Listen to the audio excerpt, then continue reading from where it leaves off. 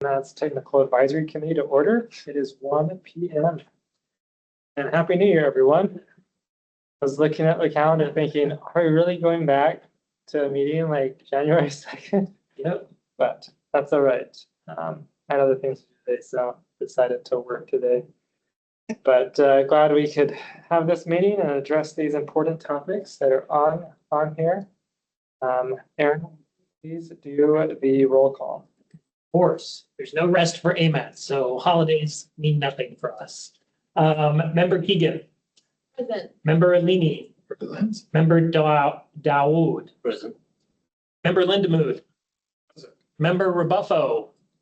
Here. You. Member Boland. Here. And then we have James Starzik for Ben White. Here. Great. Member Coy. Here. Member Kohlhaas.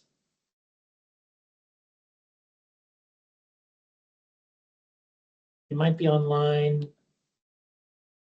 Said she would be.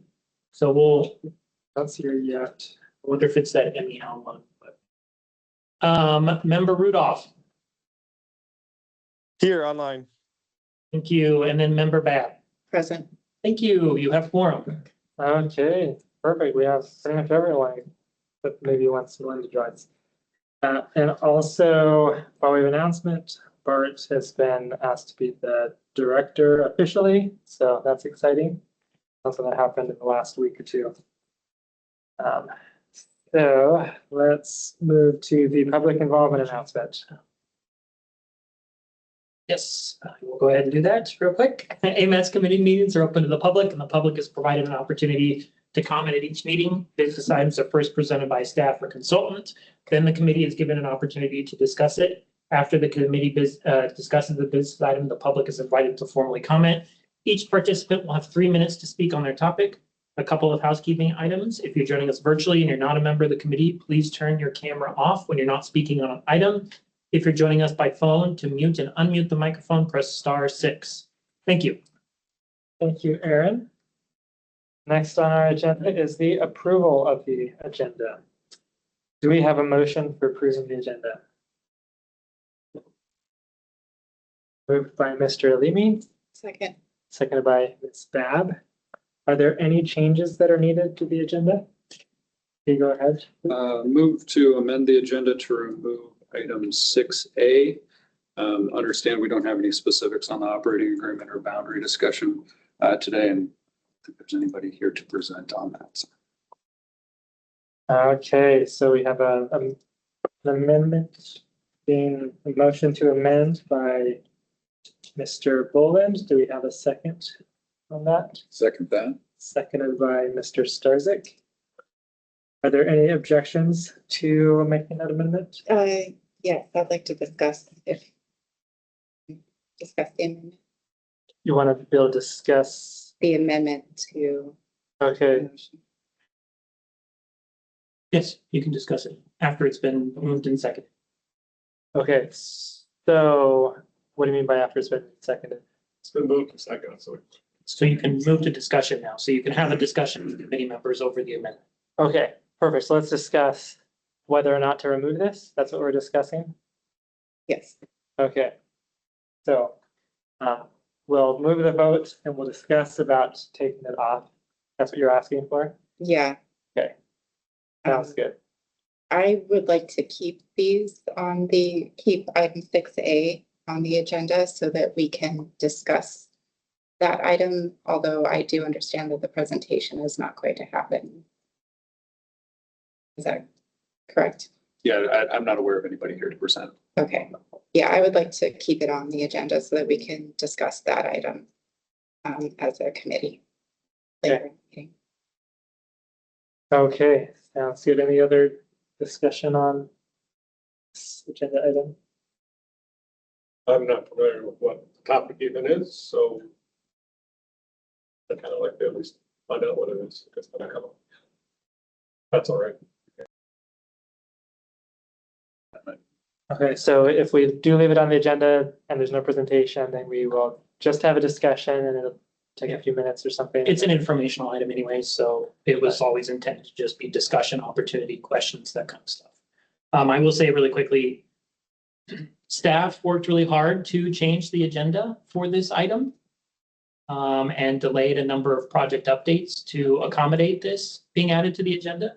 So just something to think about in the future for any committee member who wants to add an item to the agenda. There are a lot of other things at play, and it's not really fair to other projects to be delayed if an item is going to ultimately be meeting because nobody's there to present. So I understand things happen. Just kind of keep that in mind as we move forward on things. Thank you.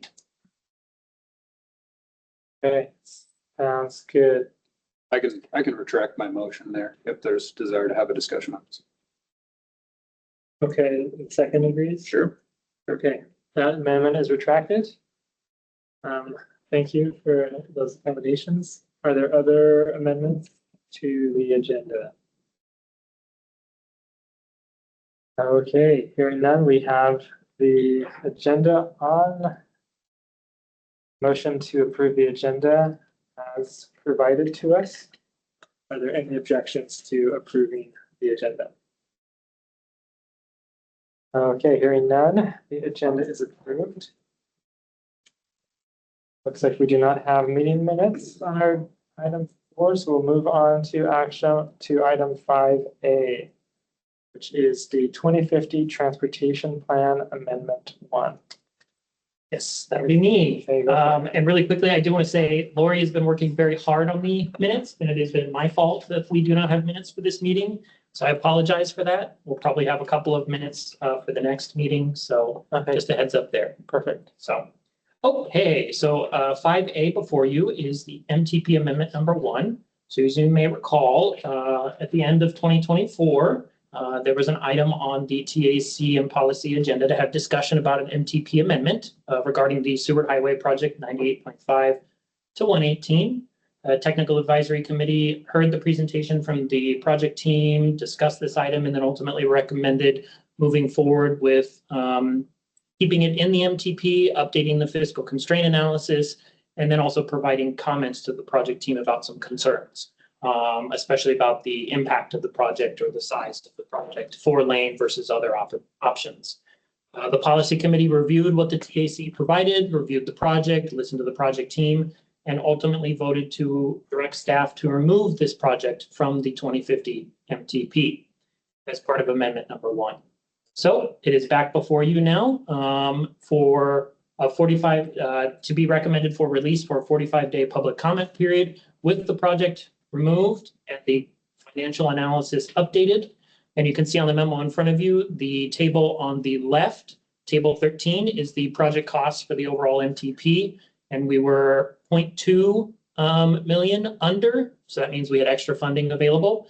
With the project removed, we are 146.6 million under. So we continue to still be fiscally constrained as part of the 2050 MTP. Now, some of you may ask, Aaron, it's only 90 million that you removed. Why do you have 146 million there shown in the remaining costs? It's because of inflation. Inflation, cost estimation inflation, revenue inflation, that kind of stuff is a big thing for the MTP. And so the 90 million that we removed really translates to about 146 million by 2050. So that's why you'll see it in there. You'll also see that staff is not recommending any new projects be added in to help absorb that additional funding.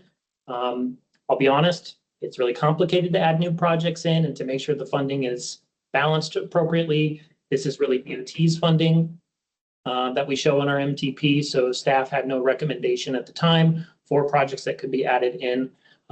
Additionally, we are going to be starting a new MTP update here within the year and figured we can have a more robust discussion about MTP changes at that time. So again, the recommendation here is to release this for a 45-day public comment period. It will go before the assembly as well for a public hearing, as outlined in our operating agreement. That's all staff had. Thank you. Okay. Thank you, Aaron. Are there any questions or comments from the committee? I guess just a comment.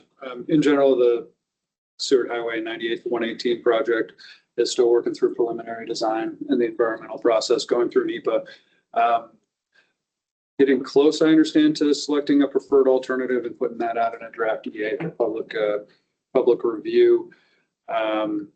I think there are a tremendous amount of needs that we have here in the Seward Highway corridor within this 20-mile stretch. I know there's been a lot of input in terms of what the right size of this project looks like and what the scope of this project is. And as we're in the middle of the NEPA document, that is still playing out right now.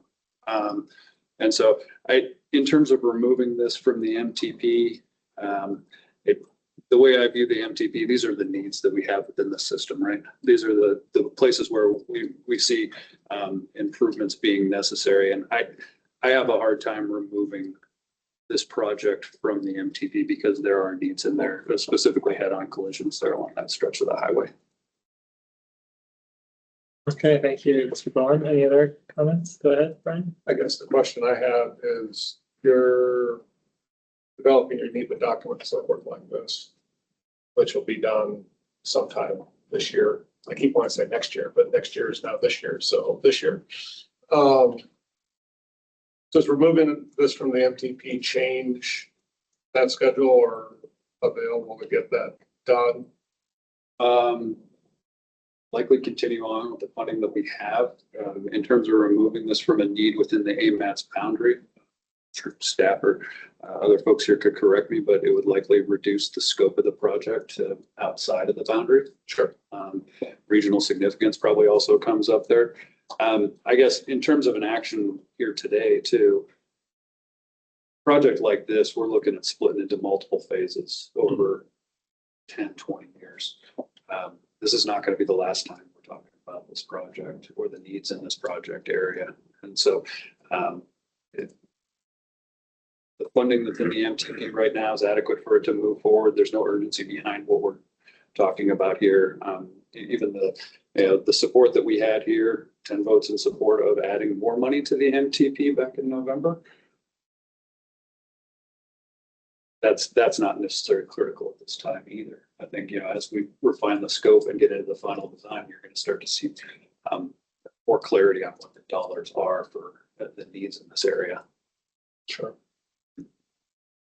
So I guess what I'm hearing is that regardless of how this goes, whether it's taken out, left in, whatever happens at the policy level, it's not really going to change anything for now. And eventually a year or two from now, once you have a better idea of what the needs are, it could be added back in at that time.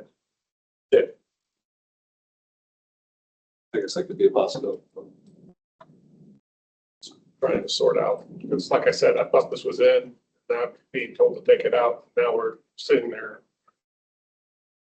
doing the hokey pokey of this $90 million project. So one thing to clarify is that our last discussions on this were not removing it from the MTP. They were directing staff to prepare this, what they have now provided to us. So I had heard some discussion about policy committee voted to remove it from the MTP, and that wasn't actually what they did. They voted to direct staff to prepare this amendment that removes it. So if this passes, then it is removed. So that's what we're looking at right now. Well, we recommend to them. We don't. Exactly. If this passes the policy committee is what I should clarify, then it's removed. So what happens with the policy? I guess this is conjecture. So what happens if for whatever the reason you don't recommend that they do this? Actually, so one last thing, if this passes the policy committee, it goes for a 45-day review period. And then it comes back for final approval. So this is the very beginning of the MTP process. So you will see this again. And regardless of the vote today, it'll go to the policy committee for their final decision. Their decision on whether to post it for, so it's basically 3 votes. The last vote was to start the amendment process. This vote is to open a public comment period. And then the last vote, if it gets that far, would be to actually remove it. So that's probably why it feels like a little bit of the hokey pokey. So what was your question? Well, I'm moving down my line of questioning on this. There's $90 million in here. And if we pull it out, the $90 million is basically going to go to fixing inflationary problems on other projects. Is that what I'm hearing here? No. It just goes away, it's vaporized, it doesn't exist. Technically, what we could do is put other projects in its place if needed. Okay, Staff's not recommending that. Staff's recommending we just leave it as is, get the amendment done, and then start the next MTP update where further discussions regarding this project can happen. I get an understanding of where the $90 million comes from before it comes to here. I mean, I'm assuming that's FHWA Title 23, something or other. We listed as just DOT's federal funding, Okay, the MTP. So that could be NHPP funding, STBG funding, any other discretionary grant that they are able to receive for it. It could be a variety of sources. The big problem is it shows 90 million here, but we know the cost estimate went to 260. Yeah. And so that's what it was trying to solve with the policy committee, is how to handle that cost estimate increase. And that's when the policy committee directed staff to. and is that $90 million that comes into AMATS or FHWA, whatever flavor it is? Is that DOT's decision that it actually comes into AMATS, or does it come to AMATS and it's simply allocated for AMATS? I mean, I'm looking, for instance, at our 5307 funds, right? The 5307 funds we get are actually allocation for our railroad for just about the entire state. They just shove it through AMATS because that's the vehicle they use to do it. The railroad then decides how much of it gets spent within the AMATS boundary and how much we spend on the rest of the railroad where the rest of the money comes from. Is DOT in a similar position in so much as they just get, pick a number, $500 million or whatever it is, and then they allocate it as they need to by region? Or is this $90 million for this project coming into AMATS and it has to be spent within the AMATS boundary regardless? No, my understanding is that this is part, DOT's funding is not limited to within the MPO or not within the MPO. There is a set amount of funding that comes to the state for expenditure within the MPO boundary, and that comes directly to AMATS for AMATS to decide how to use it. This 90 million was DOT's funding that they can use anywhere. If it's NHPP funds, it has to be on the NHS, so there's that limitation. STBG can be anywhere. So it's up to DOT's discretion on what to be done with this money. So if the 90 million gets pulled out, theoretically, DOT can just take that $90 million out of AMATS and spend it in Southeast. I think because this is the MTP and not the tip, this isn't real, this is all based on forecasted expected money yet. It's very loose on that, so. Okay. It's not like money is even really here. It was This basically, isn't a tip allocation. This is just an MTT plan to spend it by 2050. we just have to be fiscally constrained in our MTP. So we estimated that based on historical trends, past experience, this is what money typically gets spent in this area. And so, which is why the last discussion, the comments DOT made is that they would try to bring additional money from other, so that none of the other DOT projects in the MTP would have to take cuts. Instead, it was kind of add-on. Do we have any insight from the policy committee? Yes, they directed staff to. Well, fine, they directed staff to remove it, but if it's sometime in the next 25 years, we need $90 million for a project we can't really define, which we know is going to be $90 million because it's going to be 5 years at least before they build it. So it'll be 90 plus inflation. I think that the two choices, I think, were, do we increase we were getting a higher cost estimate. That is what the project team had come with. Okay. And the question was, do we assume that we change the fiscal analysis, that more money's coming in? Mhm. And is there some way to know that that's the case? I think there was a letter that Bennett mentioned, Mr. White mentioned, was getting prepared that was going to explain some of that. That hadn't happened yet. So either more money to be coming in so that we can increase the cost estimate and still have the MTP financially constrained. So that hadn't quite yet happened. The other would be take other projects out so that we stay fiscally constrained, or we just take this one out. And my recollection was that the concern was none of those other projects get touched when DOT bring additional money in, and they were going to supply a letter to that effect. And there was another supply that I do recall policy committee members expressing doubt that could actually happen, that there would be enough extra funds for statewide for them to add it to within the FPO. the extra, the $1 billion or however much this was. So If DOT hasn't produced the letter yet. I'm not sure. I'm not aware of. I saw a draft of the letter in advance of the policy meeting where recommendation to remove this from the MTP was voted on. And so it hasn't been finalized at this point. I think one of the things that I can mention about that letter is that $90 million amount, which is the construction amount within the MPO boundary, expanded to 200 and change. I don't know. 261 or something Yeah. like that. That stretch within the MPO boundary is anticipated to be one of the last construction phases of the project. And so in terms of needs for the MTP, and I get this kind of goes back to my points on urgency, is we've got time to identify what that dollar amount is going to be better than what we have right now in terms of that $260 million. It's cool there. Yeah. So I see two things from what you had said. One, we still don't have a proposed alternative. It's still working through the PIPA. So it almost feels like them coming and mentioning a higher cost was a little bit premature and maybe not aligned with the fact that it's still going through a process. And it's almost like, why do we have this conversation yet, right? Well, I'm feeling the same thing. If we don't have a letter from DOT explaining how they're gonna add the additional funds, we already know that, the desire is to leave the existing DOT funds alone, but we haven't gotten an explanation from them. We're dealing with something that's gonna happen in the next 25 years, and we're gonna go through some giant long process to pull it out when we don't have all the facts. I feel like this is a little premature.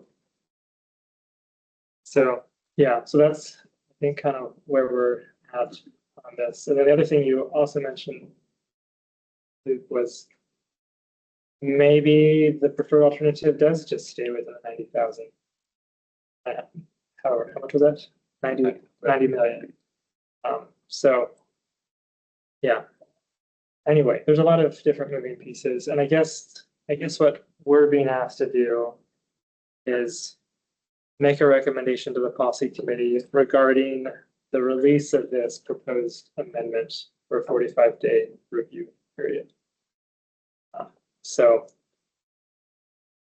as we think about what we're going to do on this, I guess that process is something to keep in mind.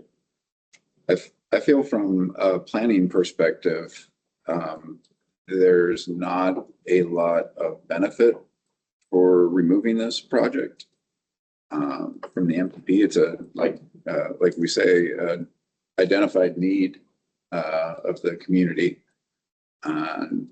The TAC did recommend to keep it in November, and I don't know what has changed since then to change that recommendation. For the negative, for the positive, one of the big things that was a question, and Brian, you bring this up, where's the money coming from? Later on in our agenda, we'll be discussing a grant application that DOT is forwarding to fund this project. So I think there's a good faith effort and while we do not have the letter, we can also point to the fact that we are trying to move this forward with alternative funding that would not impact the NHS funding already shown in the MTP. So I don't really see the benefit of removing this, and I don't see where this committee has additional information that would change the recommendation from November. You, Aaron. If we do nothing, we don't change the MTP, whatever else, is there any risks at that level? Well, yes, because there's been a request by DOT to put the Seward Highway project into the TIP. And our MTP would not be fiscally constrained because we know the cost estimate has been increased due to what has been provided to us through the STIP work and the project team. But they could put, if it's not put in the TIP this go around, and we get through this other planning process and we try to get some sort of agreement where the money may come from later, it could be added back into the tip at that time, once the policy committee and everybody's satisfied that everything's the way they want it, right? Correct. So, As long as it's added to the MTP first. well, it's in the MTP, is it not? Yes, but if it gets removed, then it would Well, have what to I'm be saying added back in is- first. Don't remove it. DOT, get your letter and get through your NEPA and get a realistic cost estimate. Come to some sort of agreement as far as how that's gonna happen, and if the policy committee's satisfied with that, then add it to the tip. Because as they even said, this is the tail end of this project, we could probably add it to the tip 3 years from now. And then that way, we can at least get the table completely set, so we actually understand what we're doing, rather than go through some long public process to potentially take it out, and then have to potentially go through a long public process to add it in again later, once everybody's happy. Is that, So here's the, is that a reasonable approach? Because I feel like this is kind of just knee jerk. The problem is, from my stance as staff, well, there are two things. One, policy committee is given direction on what to do. So we're adhering to that. Sure. And two, we can't just leave the MTP as is, knowing that it's not fiscally constrained. So we have to address, Oh, I guess that was my question. The MTP as it stands right now, assuming there's no tip amendment, is not fiscally constrained. Is that what you're based on saying? the information that was provided, yes. The project cost has increased enough Mhm. that warrants us to take a look and say, are we still fiscally constrained? But you have a project cost on something that doesn't even have a NEPA It's the recommendation cost estimation that we have been provided by DOT, to put in the MTP or to put in the. just in general. Once you put that information out there, it's out there now. And the question becomes, you showed 90 million for this project. The cost estimate is increased to 260 million. Where is that additional funding coming from? And that hasn't been answered. But also haven't given the project team adequate time to figure out how to even bring that number down. Or DOT figure out how they're gonna fund it. I believe there's been a lot of time provided. So, because that was part of these STIP issues for a while now. Right. And we've had at least a month or so since we had this discussion, and there's still no letter provided to AMATS about the funding on this project. Well, and I agree that that's a problem, but So, I mean, no offense. AMATS is trying to do its part by reaching out and saying, please provide more information. If you guys didn't hear at the policy committee meeting, the policy committee members asked for more information. That has yet to be provided to the policy committee members or staff to give out to the TAC and PC. So if there is a desire to move in that direction, then we need some kind of reciprocation from DOT. and that's fair, but given where DOT is in the process, they may not have the ability to give you all the information to at least the level of detail that you're expecting. Well, seeing as how they want to add it to the STIP, they should probably have that information because they have to also demonstrate fiscal constraint, the STIP and the TIP and all that kind of stuff. And yes, you're correct on that. But if there's no tip amendment, the tip rolls into the STIP, right? When we say the tip rolls into the STIP, does it roll in as this is actually a piece that's, attached to the document? Or does the STIP go and pull these 37 lines out of the tip, run them through some sort of washing machine, and then stick them in a separate document so there's no direct relationship? It's a reference. I believe it's incorporated by reference. Okay, well, if it's incorporated by reference, if the tip doesn't change, STIP shouldn't change. Yes, DOT has control over the STIP, so they know that the tip isn't changing until we get this satisfied. They update the STIP 3-4 times a year is the hope. Really, it's probably 2 or 3, but regardless, we're dealing with a project that is years away. We're looking at potentially 3 to 4 to 5 months worth of arduous process to take it out, to essentially have to go through the same process to put it back in at a later time on information that isn't complete. I feel like this is just premature. And if the message is table it and give them 30 days to get their act together, but I don't see how we can just sit there because, the policy committee can tell us go jump in the lake. We aren't going to do that. we recognize their desire to pull it out based upon the information or the lack of information they have, and that should be a shot over about the DOT, but I just, 3 weeks over a holiday to come back and just say, well, where's the stuff? Doesn't necessarily seem fair either. So we have an MTP right now. We have a TIP amendment. Yeah. Part of our fiscal constraint is also ensuring that the MTP is fiscally constrained. Sure. The MTP is not fiscally constrained right now. It's not fiscally constrained based upon the 260 million. Yes. Is that 260 million beneficially given to you to stick in the MTP, or was it something heard in the hallway? We don't know. Well, if the project cost increased, well, that was what was presented to the technical advisory committee and policy committee by the project team. Okay. It was also outlined in the STIP when they moved forward with the STIP development and I think STIP Amendment 1.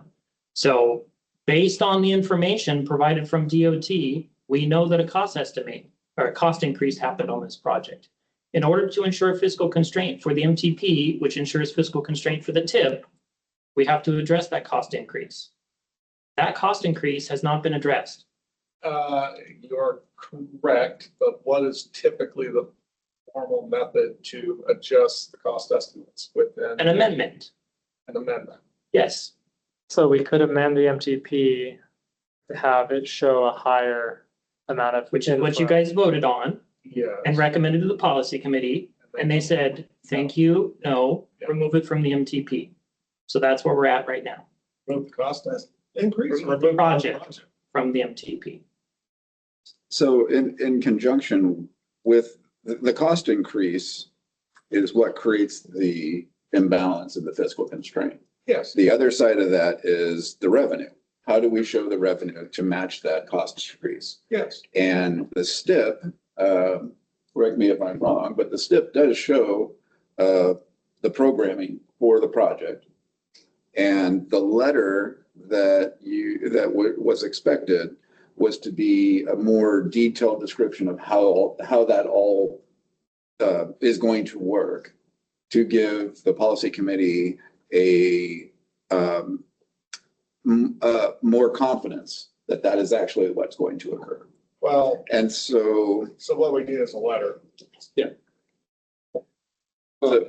so the issue here it's the cost increase, yes, is the issue, but to create the fiscal constraint, we need to address the revenue side as well. Which hasn't happened.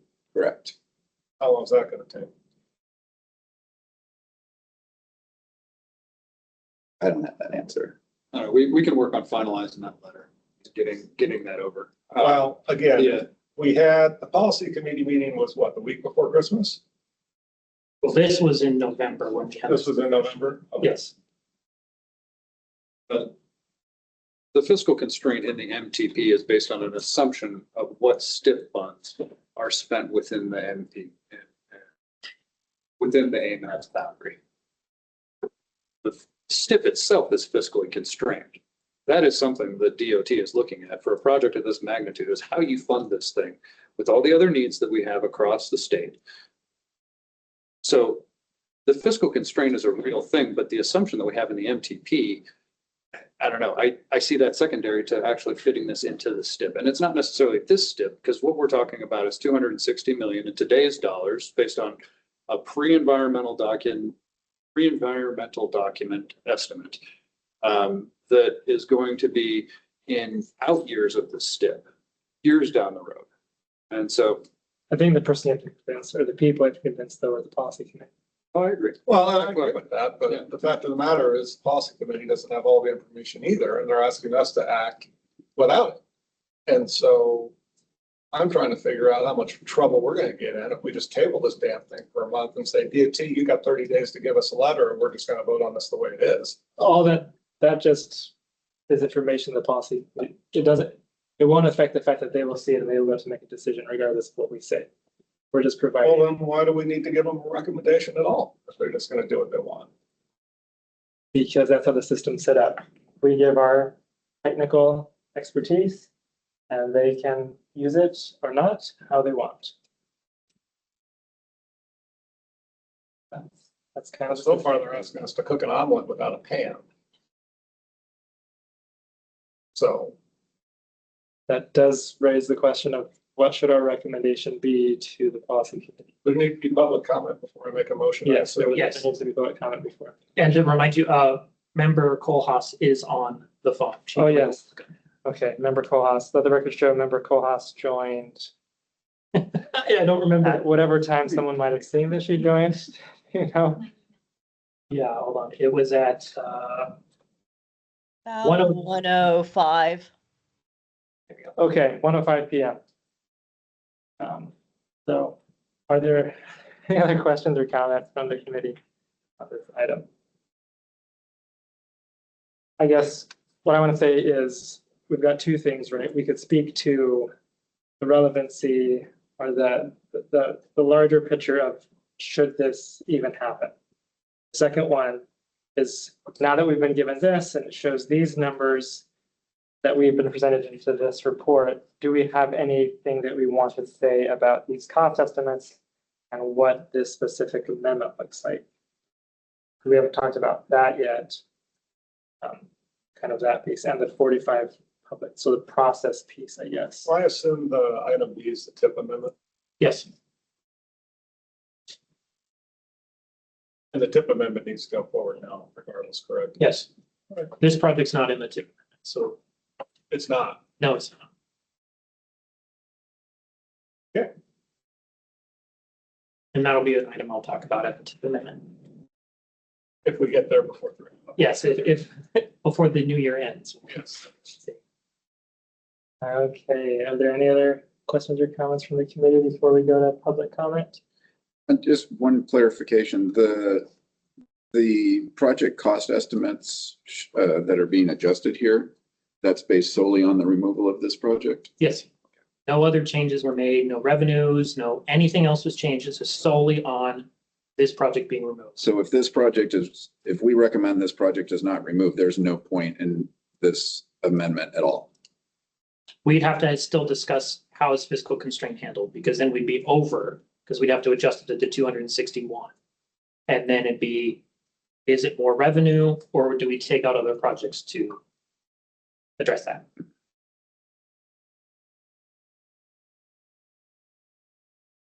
Yeah, so it sounds like some options that we might have gets to that point. One, just have this be as it's provided, removal. Another option could be suggesting that it not happen and just be canceled. They'll get to decide on any of these. A third would be to ask for a delay so that the information that DOT is working on that explains what they had said can be provided so that through the 45-day public process or whatever is decided that that information can be available. Maybe it can be provided anyway, regardless of whether it goes through that process. Anyway, those are just some, I guess, ideas that I have thinking about some options when it comes to time for a motion. So any other comments with us? Or should we, let's do public comments then. Okay, is there anyone from the public who would like to comment on this item?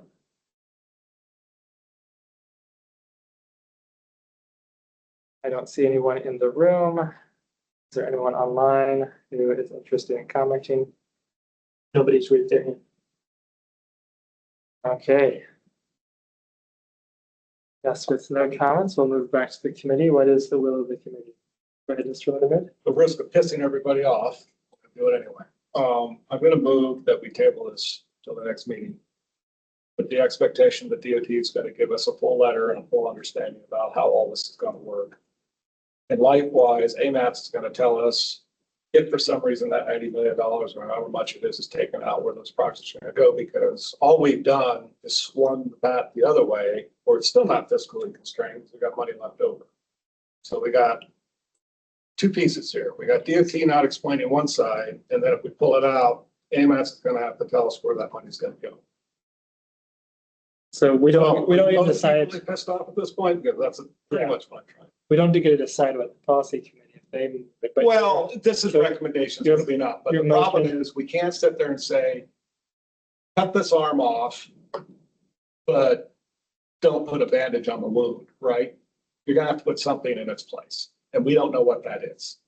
And so how can we logically say, well, we don't want this, but we don't know what we really want, because what we may come up with, we want less than what we already don't want. So to clarify your motion, Table is for 30 days. DOT tells us where the money's gonna come from formally in a detailed enough manner that we can assure ourselves that the rest of the program within the AMATS boundary is not going to suffer. But likewise, staff or somebody is gonna have to tell us, if we take this out, where's that money going to go? What projects are gonna be added in? Because right now, we're gonna take a project out, spend 90 days or however long that takes. Then we're gonna spend another 90 days adding something in. Let's just do it all at once. We're taking this out. What are we putting in? How does that look? so just to rephrase the motion, it's to recommend to the policy committee. No, That I'm they- tabling this for 30 days. Period. We're not taking this up until we have all the information in front of us. And if DOT can't get us the information in 30 days, or staff can't get us within 30 days, we'll just deal with whatever we got on the 6th. So we need a second before we have any more discussion. I'll second. Okay, moved by Mr. Lindemoot to table this item, seconded by Mr. Leamy. I guess my concern is kind of what's being discussed right now is we recommend that this will be tabled for 30 days. Policy can do whatever they want with this thing. Well, no, because I'm tabling our action for 30 days. Policy can go do whatever they want in 2 weeks, but they're not going to have a recommendation one way or the other from us when they do. But I think we've done that in the past, right? Where we've recommended they table it and they take action on it. No, he's I'm right. to table it now. I'm tabling it and gonna. So you guys don't do this body, so we send them So nothing. he's So basically, nothing would be on the agenda for policy and then No, DOT has. No, you guys are tabling this until your next meeting. Okay. so his motion, Mr. Lindemoot's motion would be, we're done with the discussion. We're not going to make any recommendation to the policy committee at all. They will get this on their agenda with the statement that the technical advisory committee tabled their discussion. Waiting for more information More information. from AMATS and So not providing any recommendation to them. We're just, if this passes, what we'd be doing is saying, we're not going to give any recommendation one way or the other. All we're going to do is we're going to wait until we have more information before we. well, we're gonna wait 30 days, and hope we have more information. How is that recommendation to table different than recommending to the policy committee that this not be released?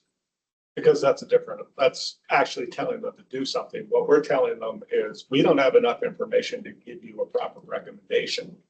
And we need another 30 days so that we have everything in front of us to provide them a proper recommendation.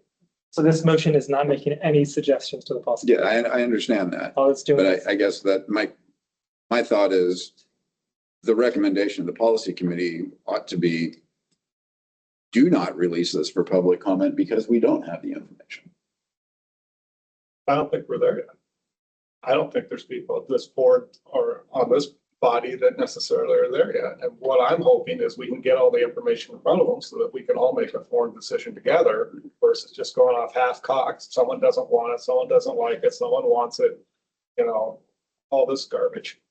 Let's just give everybody 30 days, cool off a little bit, get all the information in front of us. And if the information isn't available in 30 days, then fine. We'll just vote on whatever the hell we got. so are you wanting us to make that as a recommendation to the committee, policy committee, that they wait for 30 days, or do you want us to just not? I think the information of the policy committee is that we don't have all the information to just take this out of the MTP right now. And we need more information from DOT and AMATS as far as what that looks like, so that we can give them a proper recommendation about what we technically think they ought to do. And then they at least will have the ability to make an informed decision at that time in February. Because honestly, I don't see what 30 days is going to make a hill of beans worth of difference as far as this goes. It's not in the tip recommendation. We know there's potentially an MTP problem, but it's based on preliminary information from DOT and it's based on stuff in the STIP, which I concur with Aaron is problematic. But that's a problematic problem at the DOT level, not necessarily the AMATS level. So your motion that you've made doesn't do what you just said. All it does Is table. is we stop our discussion. We don't say anything to the policy committee. We don't make any recommendation to them. We just don't have any of our own discussion, is what your motion does. If you want your motion to be a recommendation to the policy committee that all of AMATS policy committee asks everybody table this for a month until we have all the information. Well, That's we it. would still have to table it to recommend that they table it. We wouldn't Otherwise, we have, have to act on this. and our action could be this recommendation that it wait until that the 45-day public, that's a 45-day public comment period not begin till we have that information. That could be what the recommendation. Well, I don't help me here, but my understanding is they sent it back and said, take it out, looking for a recommendation to them saying, take it out. They recommend to take it out. Then it goes out for 45 days. We get the standard 11 comments that we get on these sorts of things. Then do we have to recommend to take it out based on the comments, or it goes straight back to policy? No, it would come back to the technical advisory committee to review the comments, Yeah. to And have then, another bite at the apple to make a recommendation, whatever that be, to the policy committee before they do final action. or they actually take it out. So we're talking, Before they vote, however, yes. we're talking May or June. No, it'll come back in April for final approval. They'll come back here, but by the time it gets to them, it may be May. It's April So because 45 days. So we release it in January. Mhm. We have February, March to do the comment period, and then it comes back for final approval April, just like the tip amendment. does it, can someone tell me administratively, does it make a hell of a beans with the difference whether it's April or May? It does for the tip. Well, it's not in the tip. Well, the thing is, you got to think about this. DOT requested that this project be added into the tip amendment number 3. But it's not in what's. It is not, because the policy committee has directed staff to remove this project from the MTP, which means it can't be in the tip. So if a change happens and say, you know what, we're okay with leaving this in the MTP, we're in the middle of a tip amendment now where we're like, well, what are we going to do with this project? We'll put it in the next tip. So that's, that'll be in 26. The project's not gonna happen until 2030. I believe they have funding that they want to get in 25 for this project. In the MTP boundary? So And then it has to be in the tip in order for them to do it. in terms of the 20-mile. AMATS boundary is one of the bigger construction efforts, but there are funding hits that we're expecting. $90 million worth of funding hits? No. All the more information they can come back with. So I will say from staff's end, we are fiscally constrained with this project removed and leaving money on the table. We do not have to balance out to zero. We just have to be under. We can't be over. Or even $146 million on the table, that's kind of fun something. Well, that's why I said we deal with that as part of the next MTP update that happens. That's going to be starting this year as well. Instead of having to do it as part of this amendment. Why wouldn't we do all of this as part of the MTP? Because I don't know what projects to recommend, and I'm not going to bring any projects forward for you. That'll be up to DOT if they want to do that. Staff's busy enough trying to keep things together as is. I understand that you've got staffing issues, don't get me wrong. So I don't begrudge you that one way or the other, but if we're gonna suddenly take this project out that DOT wants and some other people want, some don't, that's fine. But if we're gonna take it out and leave that much money on the table, I have a hard time making a recommendation saying, take that out and move with these other things.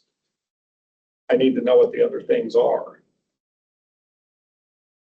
I think in terms of the STIP, if we're obligated under the cap of the fiscal constraint within the MTP, it's kind of an assumption of what's being funded in the AMATS boundary STIP, right? The STIP is still going to program funding.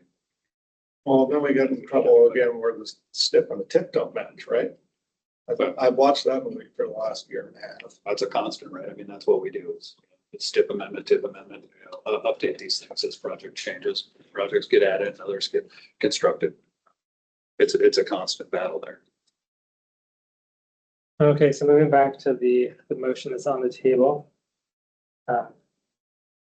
Are we ready to vote on the motion? Are there any other things to comment on, amendments? I think a little more clarity on the motion itself and the consequences of it, if possible.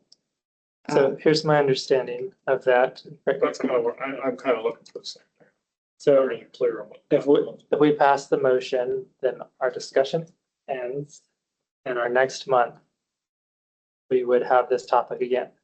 And the policy committee would have this still on their agenda, because that's how it works. And they would get told, the technical committee did not make any recommendation. They are gonna look for it. It's on their next month's agenda item. Because we're waiting for more. Well, I don't know if, I mean, that's, if they ask, that could be passed on, but we didn't make any, this motion wouldn't make Right. any information getting passed to them. Correct, because We wouldn't it's just explain- enabling it, so. Yeah, we wouldn't explain I those things. understand. All that would be official is no recommendations. Reasonably certain they'll know. It's true, especially because we've got, I'm sure, some policy committee members listening. So that's So, what the motion does. so it does not recommend to the policy committee that they table. No. The topic until the next meeting. Right. They can still act, they can elect to wait for us, but that's up to them. So that's the motion that's before us right now. That makes sense? It does, thank you. But I think that is key, that recommending tabling this for 30 days, awaiting additional information from DOT. So if But that's not That's an what the if motion you is. want to make an amendment to the motion, add that in. Then Can I do so moved, or do I have to repeat that? Is that too lazy? Sorry. Well, maybe repeat it so we know. I'll amend it to say awaiting more information from DOT on Dina Palmas and awaiting some sort of input from AMATS as far as where that 146 million would potentially go. So your motion then is to table it for 30 days here. Yeah. Our next meeting. And let the policy committee know that our reason for it Yes, was so that we could have more information. Yeah, we yes. can have the letter from DOT explaining what the. A detailed accounting from DOT as to how they're gonna fund this without wiping out the rest of the whole. And some sort of information from AMATS to the extent that they have the ability through the staffing to just tell us where that money could go.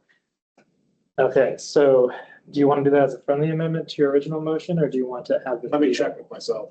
Yes. Okay, second? Yeah. Okay. So now it's just a slightly different one where we're telling the policy committee why we're tabling it for the month. It doesn't include what Mr. Bullen asked of recommending they do anything. It just tells them this is why we did it. So I think if you wanted to revise it to recommend to them, that would be a separate motion. And if you do, then just state that that's what you want to do and explain. I think it basically says the same thing, right? Yeah, so they know why we're waiting. And it's up to them whether they want to wait for us or not. Okay, so are we clear and ready to vote on it? I'd like to just make a comment on my vote before I vote. Just that although I actually do support the idea, I think I will be voting against that.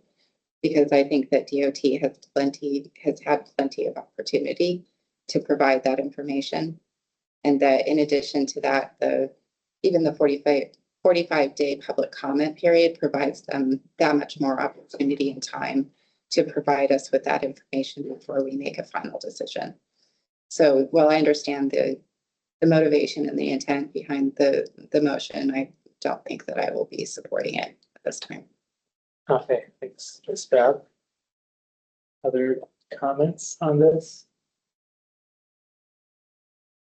I guess I'll make a similar vote. I'd rather we get to that final vote sooner. And I think 45-day comment period is a time for all of that report and everything from DOT can come. I do hope it does come so that part of conversation. But that's also where I'm, because I'd rather get the process keep moving forward, so that doesn't push us back with uncertainty for longer. And have potential impacts on the TID. So Yeah. anyway, that's where I had in mind there. So are we ready to do a vote or any other comments? Okay, can you call a vote, Aaron? Yes, just a second. What? What is, The what are motion, we voting on? we're voting on the motion to table this topic till next month and letting the policy committee know that the reason why is because we're hoping to get, we're waiting for additional information from DOT on the funding question and the letter that they have commented on before. Did I paraphrase that correctly, Brian? Well, and staff will try and provide information on what projects could be added in. Somebody will help provide information. Right. On what projects could be added. Okay, is that accurately That's calculated? accurate. Okay, we'll go ahead and do roll call. Member Keegan? Member Alini? Yes. Member Dowd? Yes. Member Lindemood? Yes. Member Rebuffo? No. Member Boland? Yes. Member Starzyk? Yes. Member Coy? No. Member Kohlhaas? And No. Member Rudolph? No. Okay, and then member Fab. No, 6, 4, 5 against, so it passes. Okay, thank you everyone for that good discussion. We will now move on to item 5B, which is the 2023 through 2026 funding program, Amendment 3. Yes, hello. This is me. Sorry, I have to recollect myself after that robust discussion. Okay, everybody, so this is tip amendment number 3 in front of you. So I'm going to walk through all of the changes, and it may be a lengthy time, so just sit back and relax. So tip amendment number 3 has a number of changes. We have overall changes, and then I'll go through each table. Can you go ahead and scroll down and look? Keep the overall changes. There you go. So some of the overall changes, we removed the STIP need ID columns from the tables. As we've seen recently that it's no longer STIP need ID that drives things. Projects in the TIP do not get put into the STIP. They're in the TIP, and the TIP is incorporated by reference. So having the TIP need IDs, the STIP need IDs was causing confusion. So we removed that, and it's just going to be based on TIP need IDs moving forward. Another thing that we changed is we added project cost pre-2023. Well, can you go ahead and actually, let me just take over because sorry, we'll be going back and forth on a lot of things. So let's look at the tables. Okay, so we added in a new column. So I just want to show it to you all. When you look at a project previously for the TIP, we had the fiscal years, so in this case, 23 through 26. Then we had the estimated funding needs after 2025. And then we had what the estimated project cost was from 23 to 26. And then we have the total project cost. We've added in a new column, project cost pre-2023. So how much funding has been used, obligated, or expended on projects prior to the fiscal years of the TIP. So this was one of the requests that was provided to AMATS in the letter from DOT in response to our STIP comments, where they asked us to provide in this prior cost. So now we get prior year funding. And Mr. Rudolph has his hand up. Go ahead, Mr. I Rudolph. just can't see the screen. I don't know if you're sharing your screen anymore. Uh-oh, I am. Okay, Yeah, I can see it. okay, you can see it.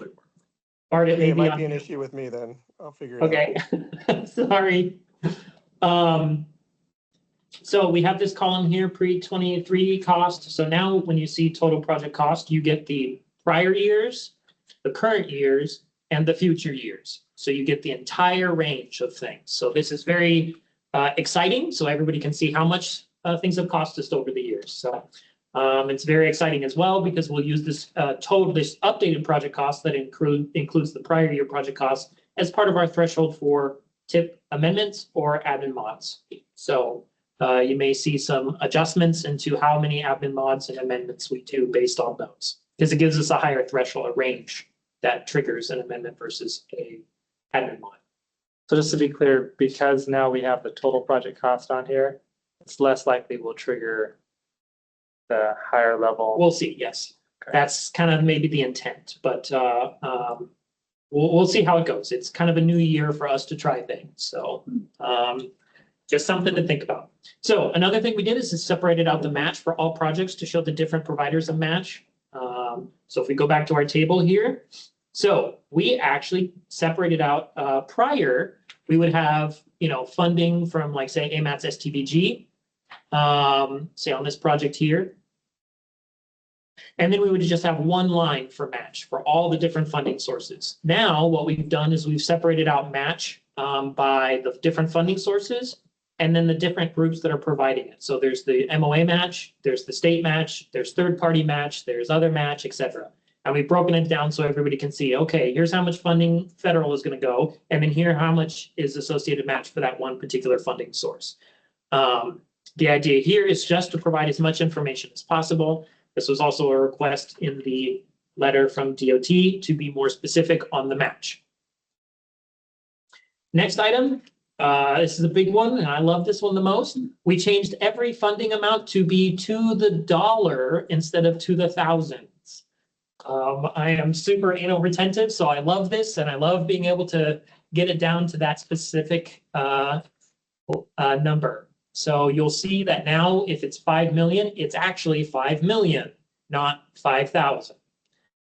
So this is a change. Recognize that there are going to be maybe some hiccups along the way. So just be aware of that it's a pretty significant change for us. So if there are errors, we will capture them as we go along. It just still says 10,000. Thank you. See, like that. And so what's being referenced to is up here, it says dollars in thousands. So this is not $5 billion. It is $5 million. Sorry to interrupt. No, that's okay. This is why we're doing this, because don't worry, I'll have some more errors to point out to you guys later. So what do you say now? Just I could spend $5 in dollars? Yeah, we're just going to say in dollars. So dollars in dollars. We'll probably just remove it because it just is normal now. So we'll figure that out. Okay, now to the good stuff. Table 1 summary. We made a pretty significant shift to the summary table. So prior tip document was a little more confusing in the summary table. We had a bunch of different lines about different funding sources and then percentage thresholds and everything like that.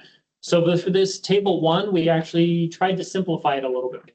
And everything is now broken out by funding source only. So for example, the first line or the first section you see there's AMATS Surface Transportation Block Grant. So it's STBG. This is our primary source of funding is AMATS. It lets you know what tables that funding is shown on. So you can do a quick, easy reference there. And then we have project cost, carry forward cost, then we have the match, and then we have all the revenue information to make it a little easier to see errors like this one. Say in 2026, we have 36.6 million in project cost, but we only have 35.6 in revenue. Oops, Aaron made an error there when transferring everything over. As you can see, we're still fiscally constrained because our overall cost is 53.5 million, but our revenue is 54.5 million. So it's a little error there. Instead of showing it on carry forward, I had it in STBG itself. Oops, sorry for that little bit there. So this is, in my opinion, going to make things a little bit easier to keep track of the funding and revenue information to make sure that we are fiscally constrained than it was in previous years.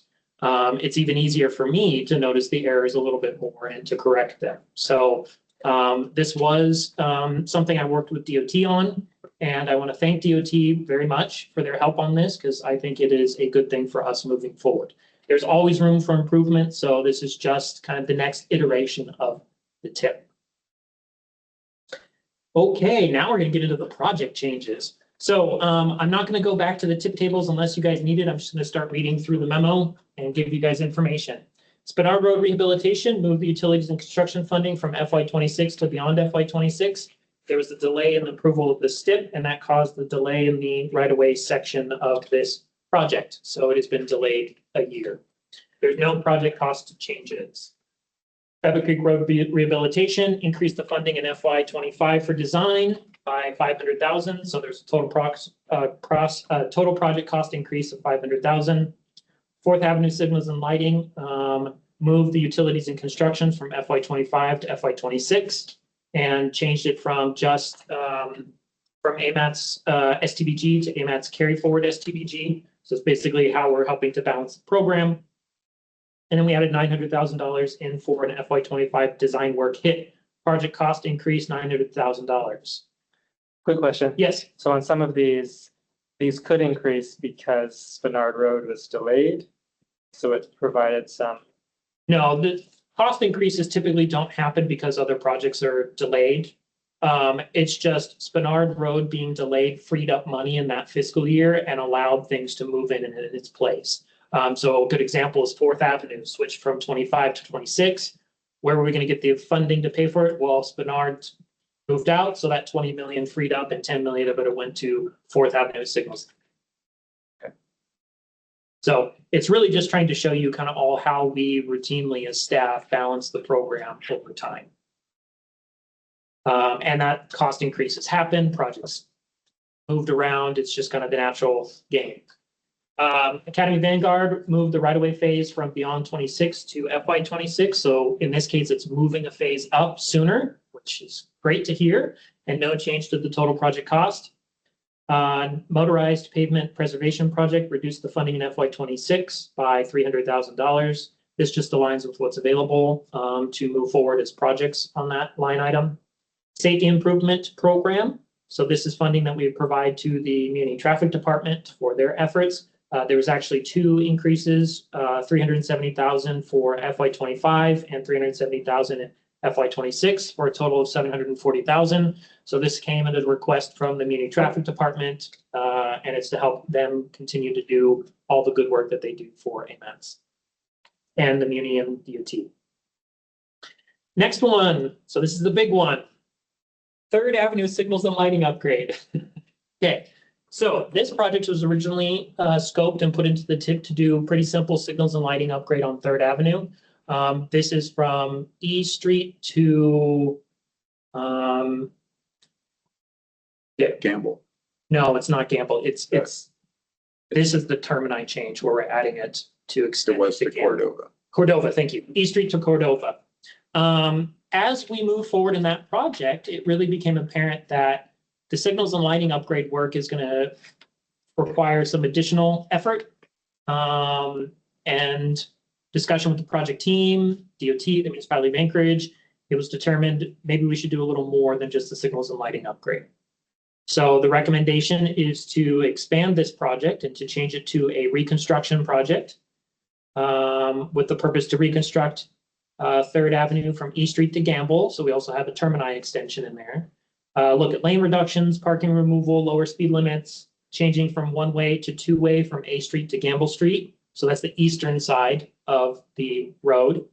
Lighting and signals upgrades, signal to all-way stop conversions, non-motorized facilities, drainage upgrades, and other improvements to meet ADA requirements. So with this change, there was also a cost increase. It was a $7.9 million cost increase. A lot of that has to do with the termini extension. When you add termini to a project, that kind of adds a significant amount of cost more than anything else. So, I do want to strongly emphasize, again, there was a lot of discussion on this project. We understand this is a pretty significant change, but the reality is we're going to be out there now, so we might as well get stuff done while we can. And this is in coordination with the Muni and Muni and DOT.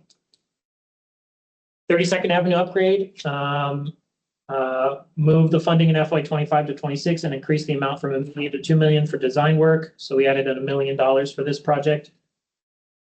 And then Dale and Folker Street reduced the beyond FY26 funding from 12.4 to 11.7, about 627,000. So reduce the overall cost of that project. 672. It's 672. And I think a lot of this is because of the combination of making this into Dale and Folker instead of having them as separate projects. One quick comment on the Third Avenue one. Yes. Looking on the table, it has Cordova Street struck off and then it has Campbell Street, but it's not in red. Suggesting, so should Campbell Street be in red just so that it's clear? Yes. Okay, I'll add in, Just when it goes to the policy committee, as they're looking through it, they'll yes, I'll go ahead and do that. realize that, because that's the key reason for the change. So it seemed like, Make sure they see that. Okay, thank you. Okay, non-motorized.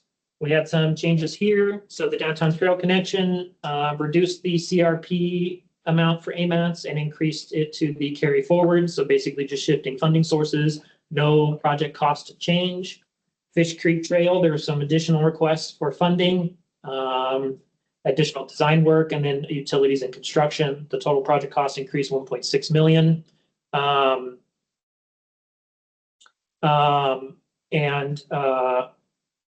I believe it's all for standard operating procedures moving forward on there, but more information will have to be given by the project manager, Noah, who is unable to attend today.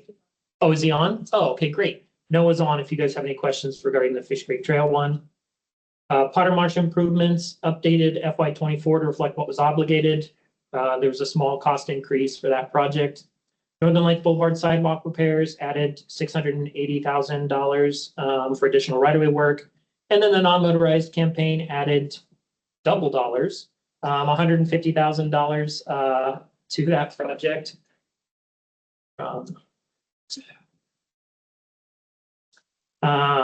Both in FY25 and 26. So total project cost increased 300,000. So that's project is doing a lot of really good work, helping with reaching out to various communities for safety, for non-motorized users. They've been putting a lot of notices out there regarding, bus notices or on the radio or on TV or other things like that to, have people pay attention as they're driving and all that kind of stuff. So this cost increase will also hopefully help with additional safety gear to purchase and hand out to various groups and organizations. This project is working very closely with the Center for Safe Alaskans.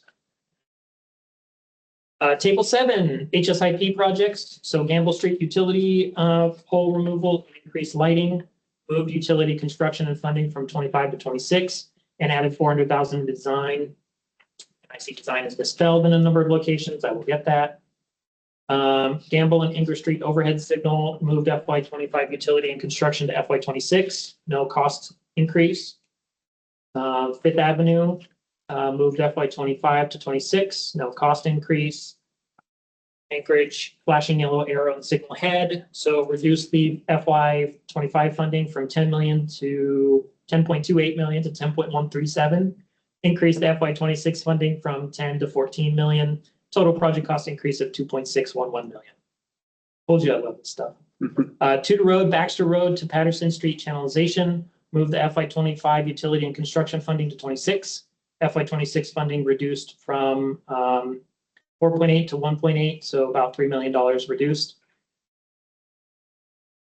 Anchorage signalized intersection camera. This project increased the FY24 funding from 936 to 989, so 53,000 increase.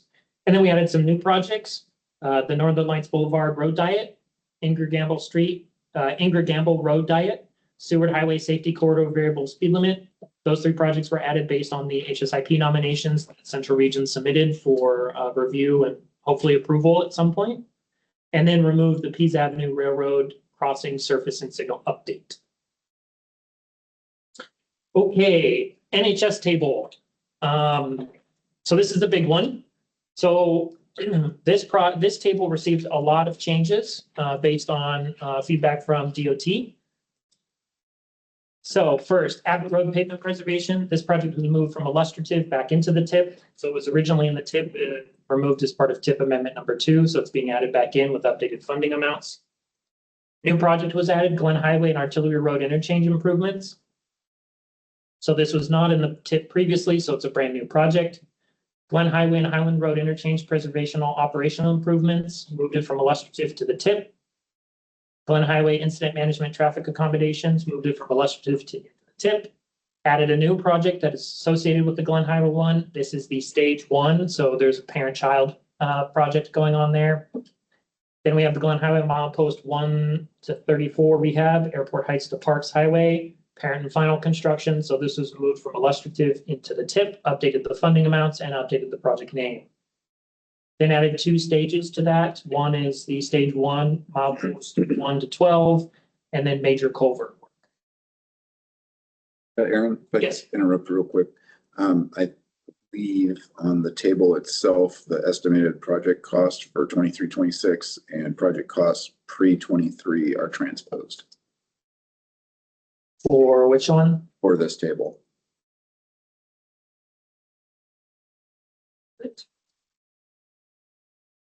Because this was provided to me by DOT This directly. was provided to you by me. No. Well, third iteration of it was provided to me by Ben, Mhm, and I copied and pasted exactly what he said. okay. So we'll have to go ahead and look at that between now and the policy committee. So thank you for that. Mhm. One other one, Abbott Road, I think starts at Drayton Drive. Not the highway. This is all based on what DOT sent me. So is that Abbott Road pavement preservation, is it from the drive or is it from highway? And would it be important to say Diamond Boulevard? Because it, Diamond turns into Abbott. Anyway, just a question. We'll take a look and see. Okay, great. Okay, then we have the Muldoon Road pavement preservation. So this, DeBar Road to Jayberry Gate number 3. So this is another one that was illustrative and moved into the tip, updated the funding and updated project termini.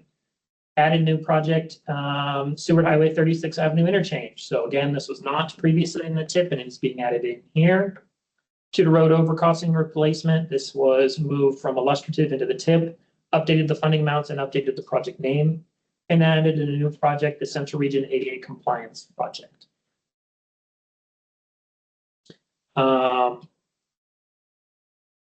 So, and I see there's a comment from Sean Baskey, so we'll get to that during. So one question on the Seward Highway 36. Yes, That's in the MTP, but previously wasn't in the tip, so now it's being added back in the tip. Correct. What this is doing. it was never in the tip, so it's a brand new tip project. Okay, transit projects.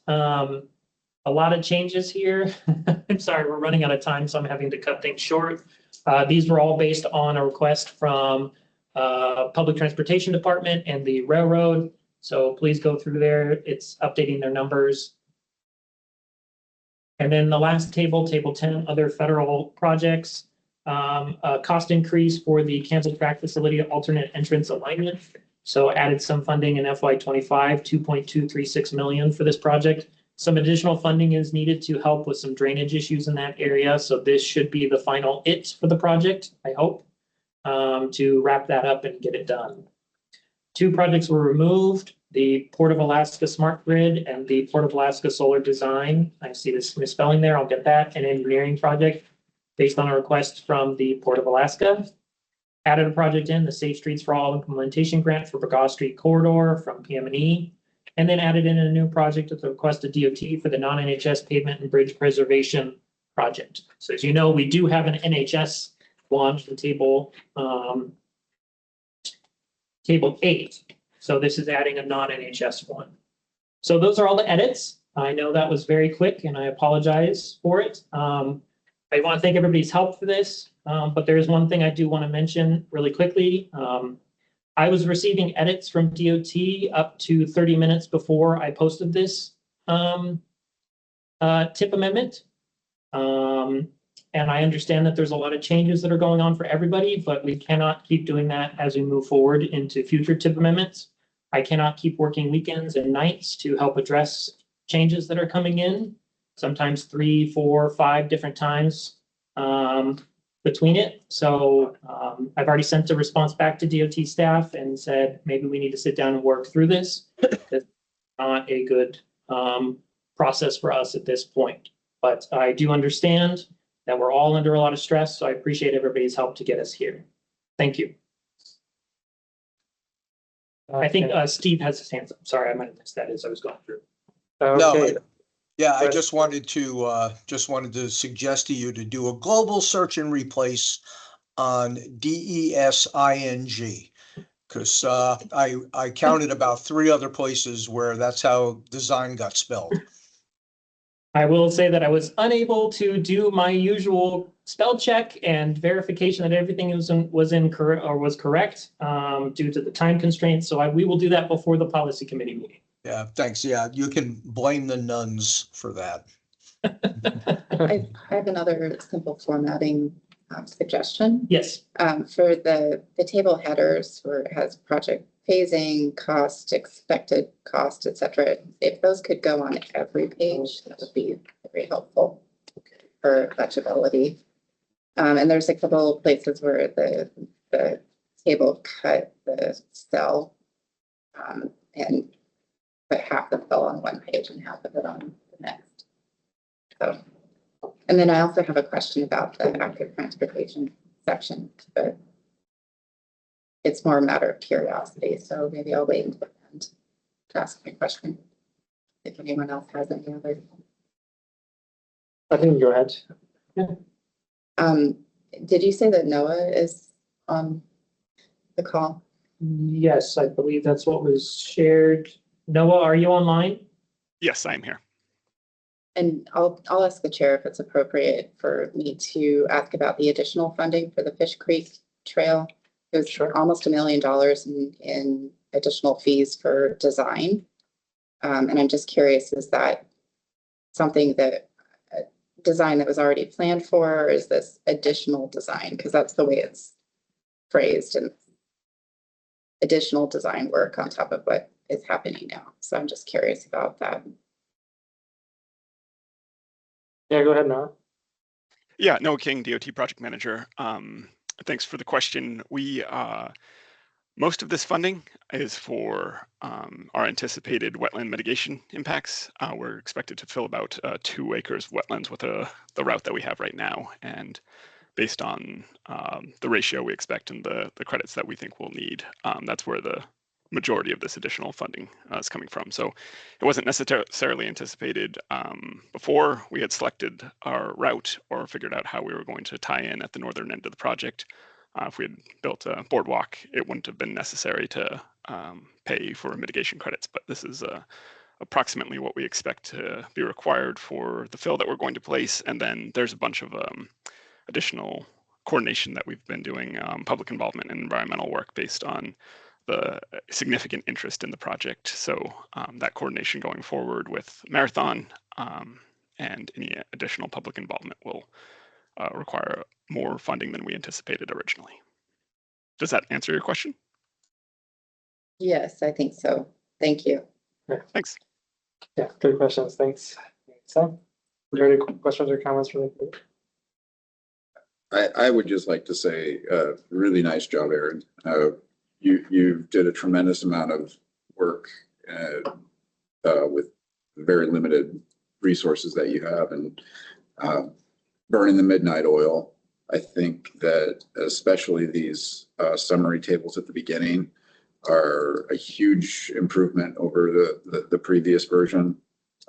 While it seems like there's a lot more information getting put into this, what is in here is very informative and formatted in a way that is easily to digest. So I really appreciate what you've done here. It makes my job easier. Thank you. Okay, thanks, James. Any other questions or comments from the committee? I just have one minor on the HSIP, Tudor Road, Baxter Road to Patterson. I believe we had a typo there. 4.8 is actually the correct dollar amount. I don't know if that needs to be addressed by addendum or take an action, or if that's something we can just correct. On the HSIP, the Tudor Road, Baxter. Is it the table or the report of the, It's in the report, Is there? where I saw it, which I like the report. That was, The table shows 1.8 as well. does it? Oh, okay, so the memo is wrong. The memo does reflect the table. Reduced from 4.8 to 1.8. Yeah, so it should remain at 4. so it should not have been reduced. It should not be reduced. So just pointing out, this is kind of part of the problem that I've experienced over the last month or so is I'm getting different direction on things. So if you guys could finalize what the number should be and get back to me after the meeting, we'll get that updated for the policy committee. Thank you. I'll make a note to follow up with you guys.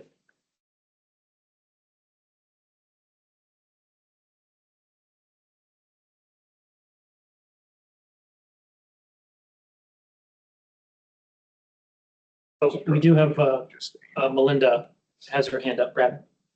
There you go, Melinda. I just want to express appreciation for all the work that AMATS, you, Aaron, and your staff have put into these updates.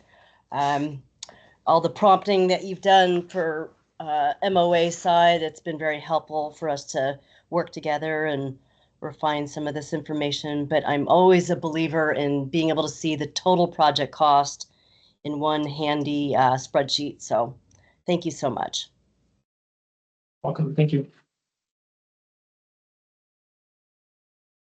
Yep, all the little things that have to be done on a table like this is substantial amount of work, so. We still miss it at times, so I apologize for that. That's all right, thank you for all your work on that. Other questions or comments from the committee? Okay, other comments from the public?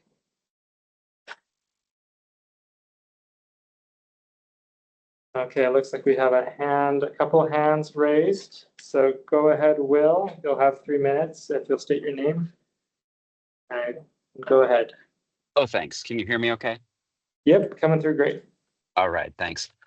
Hey, Aaron, really happy with all the work. Thank you so much for doing this. I know Eagle River is going to be really excited to see Artillery Road on that project. It's a complete mess, so thank you for your work in focusing on that huge project.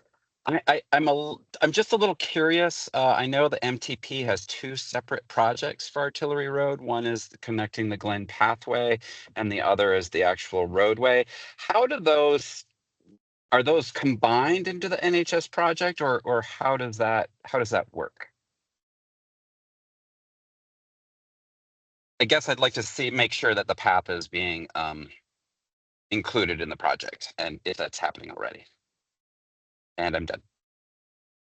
So the scope does include ADA facilities. That's all.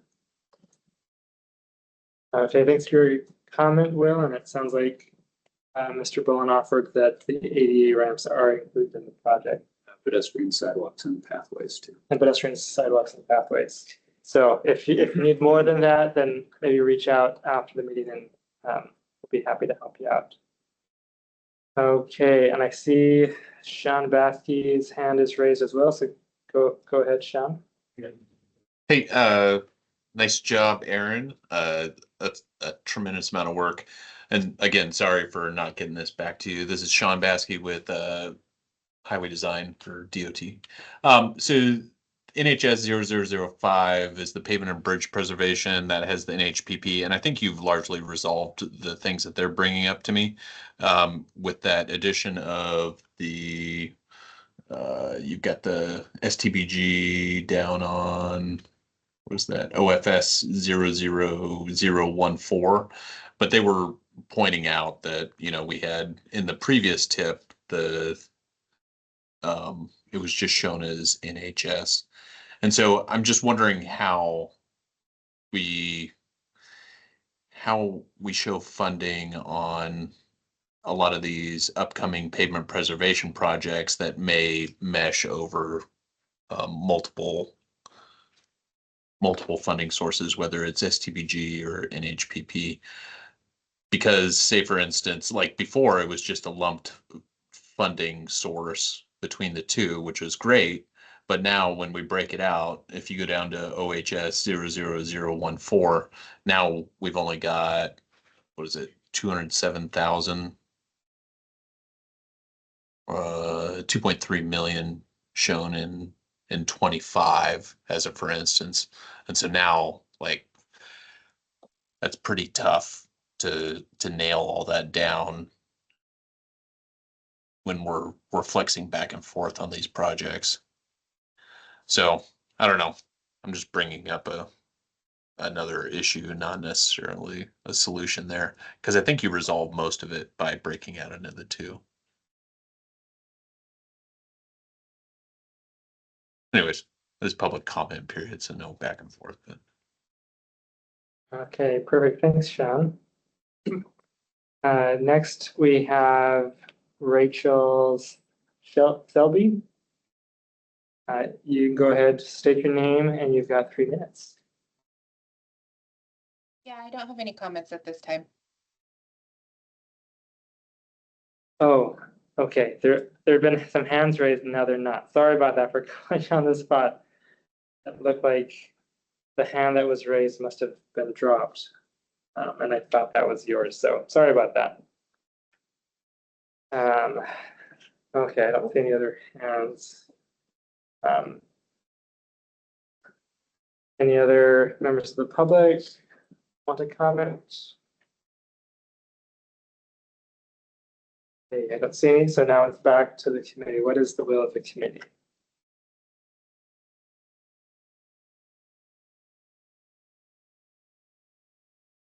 So I would make a motion to recommend to the policy committee release of the 23-26 tip amendment 3 for a 45-day public comment period, including the edits and comments made during discussion. Second. Okay, moved by Mr. Skarzik, second by Mr. Boland. Is that specific enough? Yes. Perfect. Do we have any other discussion on the motion?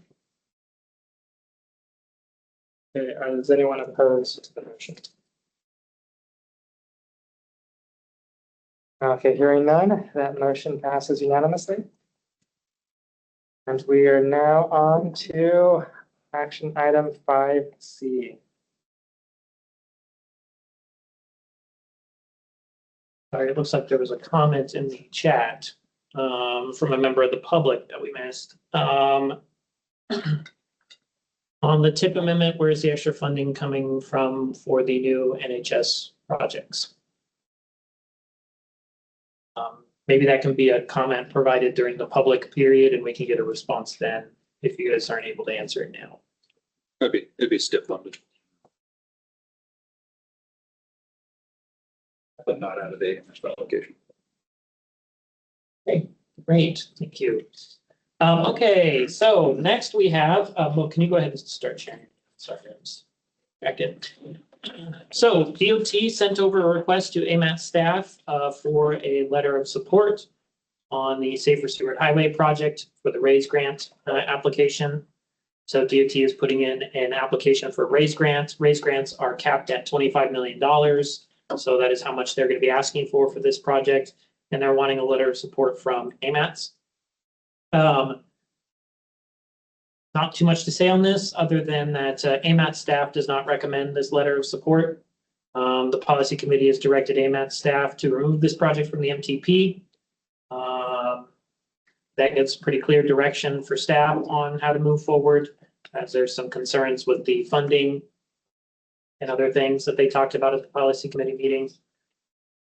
Additionally, since this is going to be recommended for removal, it now falls outside of the AMATS boundary. We typically don't write letters of support for projects outside of the AMATS boundary. We can, nothing prohibits us, but we typically don't. However, staff does not make the determination for AMATS on whether to send a letter of support. So it is here for you all to discuss what your recommendation is to the policy committee. Thank you. Great.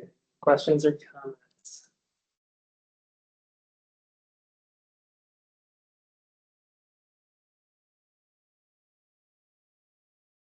I guess I would just throw out a comment that this is a good opportunity for us to bring more money into the state for our transportation infrastructure. So from my standpoint, I think this is a plus for the state. Okay, thanks for the comment. One question I have is, should we table this for a month so that it comes up together with the other item that got tabled? I don't know. Due to the timing of this grant application, if it was tabled, it wouldn't, there wouldn't be time to have this included with the grant application.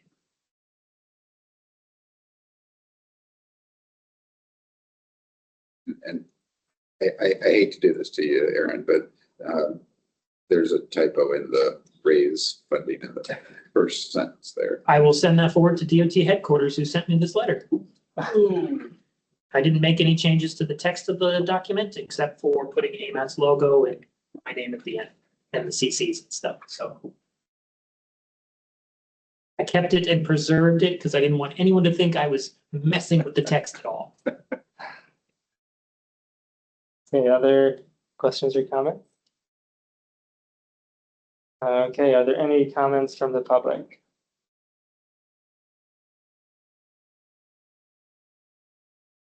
Any comments from the public online? Okay, see none. So I'll come back to the committee.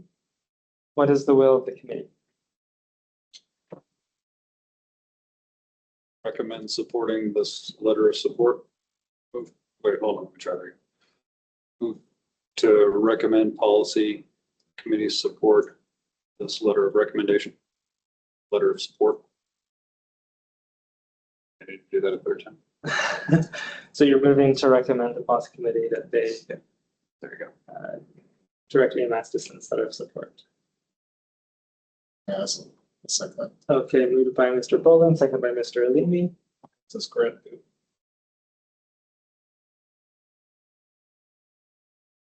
Eminently. Yeah, I think pretty soon.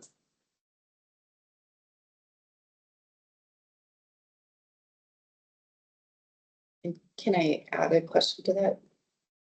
Also, I'm just curious, it's 2 weeks to policy board meeting, so if we're recommending them to do it. And I mean, it has to come through them, so Well, I understand that. I'm assuming that I'm curious. it's due after that, but before next. Well, then my next question is the Honorable Pete Buttigieg going to be in office, or does it just need to be addressed to occupant? No, So, Probably update that, depending on where we're at yeah. and by the policy committee, so we can make note of that. Do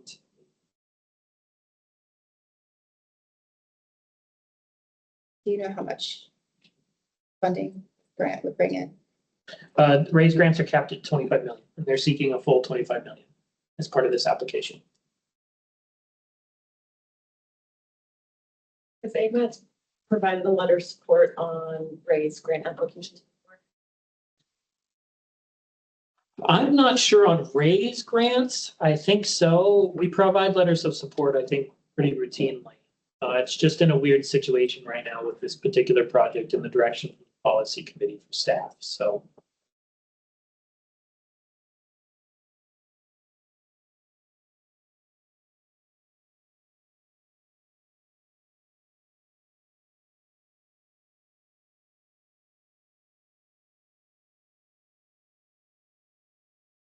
So if DOT was awarded this application and say Seward Highway project was removed from the MTP, as it looks like, as it's being considered, do we know what implications that would have? I am not sure. Yeah, I don't know. Yeah, I'm not sure how that would play out with the grant application, whether it gets awarded or not, and I'm assuming there's an acceptance of that grant. That's where the money's coming from. I know we've gotten some grants that are outside of Title 23, so we stuck them in the TIP and then they've gotten bounced out as eligible to be in the STIP. Something kind of weird, but not sure where the raised money is coming from. It's going to depend a little bit on, I'm assuming it's coming from the HWA. So it looks like 2025 applicants, all applicants are due no later than January 30th of 2025. So the policy board has time to act, but we don't know what we're sending.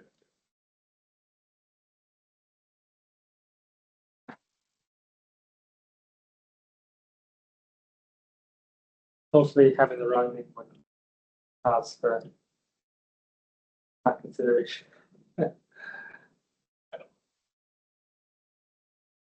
We do have about 20 minutes left in the meeting. Okay. Are there any other comments on the motion? Okay, shall we do, I guess, is there any opposition to the motion? No, You have opposition? I oppose. Okay. Then let's do a voice vote. Member Keegan,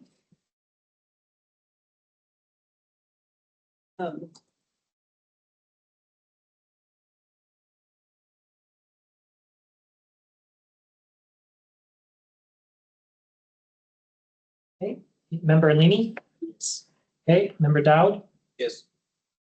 member Lindamood, Yes.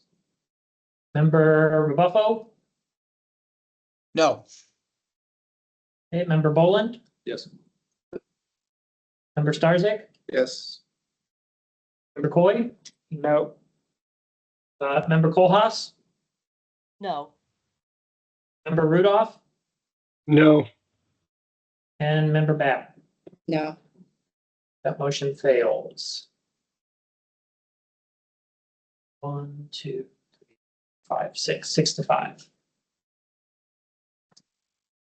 Okay, So given that we now do not have a positive motion yet on this item, we're able, if we want to do any more motions, do we need to have a positive motion at some point on this, or does that just, Somebody brings it back up. or does that consider? that was a positive motion and it failed. Oh, so right.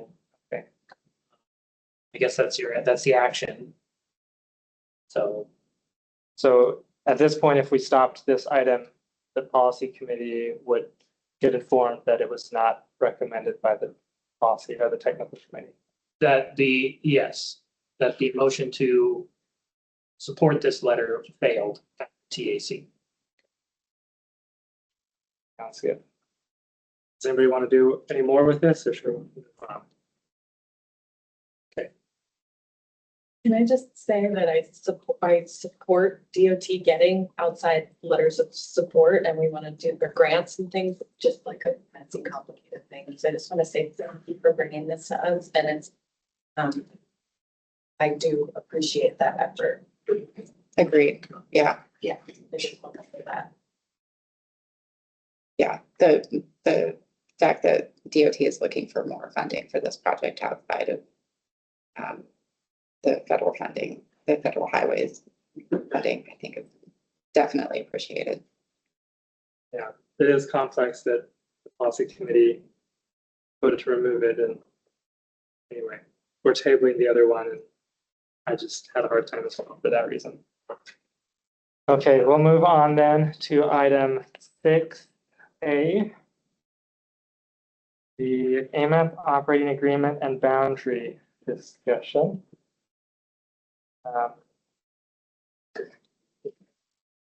It's now on our agenda. We discussed earlier that there's no project presentation. So is there any questions or comments or discussion from the committee on this item? I got a question. Go ahead. What's all this about? That is a good question. Does someone have information on what this was anticipating? Are AMAT staff prepared to give the committee some idea of what the I can give a very general, based on what I've been given. Everything's been verbal, nothing in writing. But there are some concerns with the boundary that are also being linked with the operating agreement. We were told directly by the Deputy Commissioner of DOT that the AMATS boundary is not going forward to the governor for approval until the operating agreement is updated to help correct some errors that the Alaska Department of Law has found in our operating agreement. That's kind of all I know at this point. We haven't been provided anything in writing. And the hope was to have them attend today and give more information on this particular item. That's all. Thank you. I don't know. All I've been told is we are not in compliance with federal regulations or state statutes. Which I'm not sure. We just had our certification review. So it's surprising for me to hear that we're not in compliance with federal regulations. We had a very detailed and extensive, exhaustive certification review where we had corrective actions far more than we've had in the past, and we addressed them all. So I was hoping to hear more today as well. And this item was added to the agenda because it was requested by DOT. I received an email from Ben White asking for it to be added to the agenda right before we posted. Yes. okay. And were other items removed from the agenda because of that? Yes, 2 project updates were delayed until next month or the month after, I forget. We had a couple of shifting we had to do this item. That was my primary concern about this item, that there were some adjustments made to the agenda in order to get this onto the agenda. There is something happening with the MPO boundary and the operating agreement, but we don't have any information of what exactly is going on. I don't know if we can take an action on this because it's an informational item. No? Okay. But I just wanted to bring it to the group's attention that it would be nice to have a little bit more information about what exactly is happening. You can add an item to the agenda. Take action on it. So if I move to make this an agenda item, You can do that, yes. okay. Move to make it a action item. Yes, we have allowed action items to be added at the meeting. We typically don't like doing that because the public hasn't been given an opportunity to review it. But if there is a emergency case or a dire need, we do both at the TAC and policy committee allow that. So if we moved it to an action item, would it then become an action item for the policy committee? Or would it be next month? Yeah, or, there are a lot of variety that you can do. You can add it to this agenda. You can add it as an action item to direct staff to do something if you're looking at doing that. Depends on the nature of your request. There's kind of a lot of flexibility here. I'm sure Lori will correct us if we're wrong on any of them. So if I just make a primary motion to make this an action item so that we can discuss it and figure out what that action might be, would that be appropriate? I think I would like to act upon it in that I would like to request that AMATS send a letter to the commissioner or the governor requesting information about what is happening with our boundary and those issues that they see with our agreement and where we are need of correction. Yeah, to draft a letter.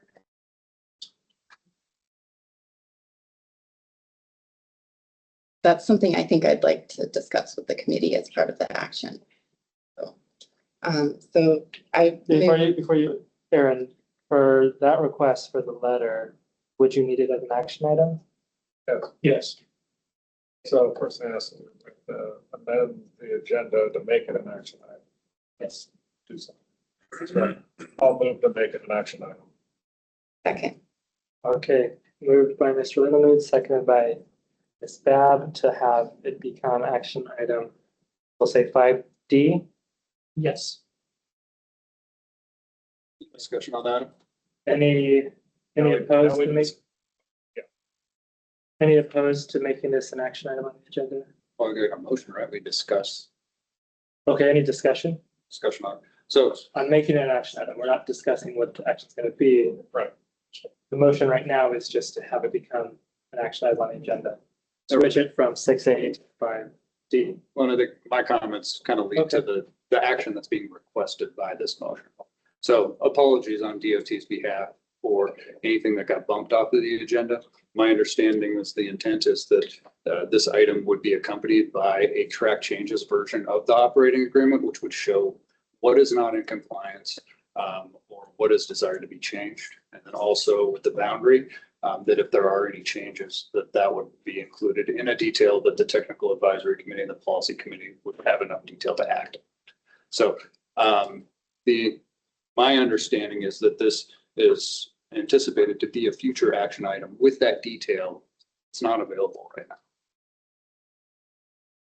To that end, we've got an operating agreement that's been in place, I believe, since 2003. And now there's a problem with it, with the Department of Law making all sorts of assertions and just giving us a track changes version without any explanation about where the root of those changes are coming from. I'm going to do the same thing. I'm going to delay it 30 days and have DOT come and tell me what it is. Why don't we just short circuit that and tell us what the problem is? Yeah, I'd like to make this an action item so that we can have Yeah, that. so discussion. it sounds like most of the discussion we're having is better if it's an action item anyway, so are there any opposed to making this an action item? Okay, hearing none, it is approved to amend the agenda to make it action item 5D.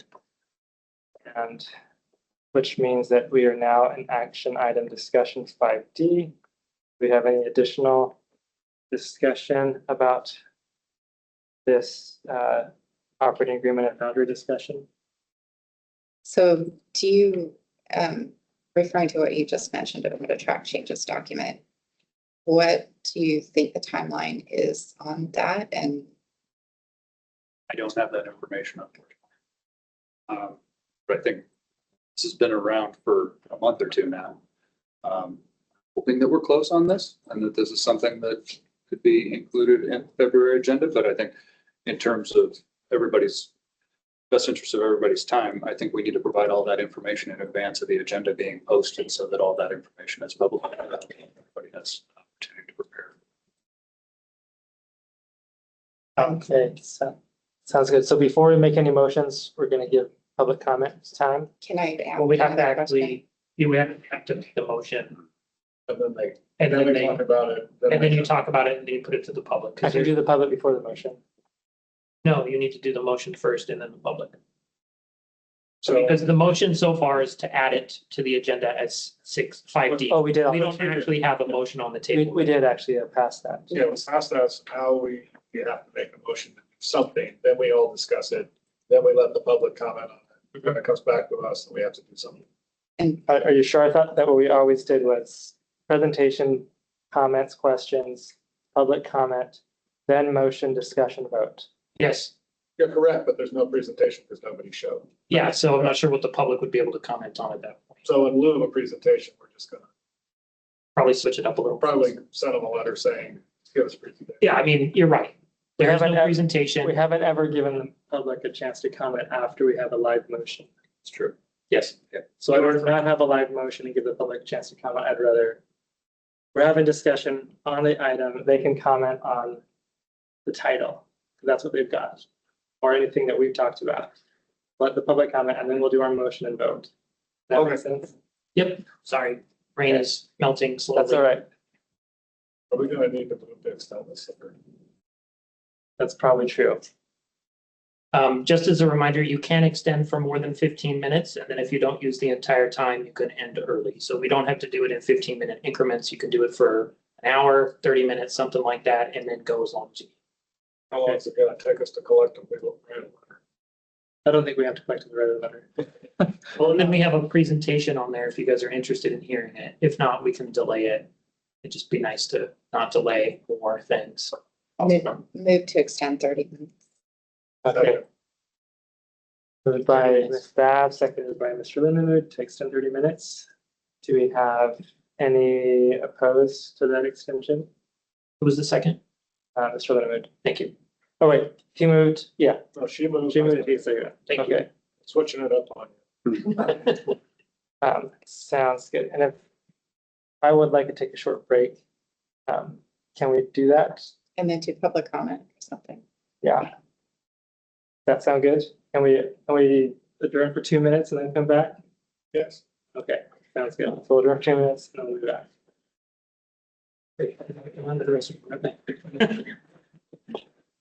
I'm the one drinking. Oh, good.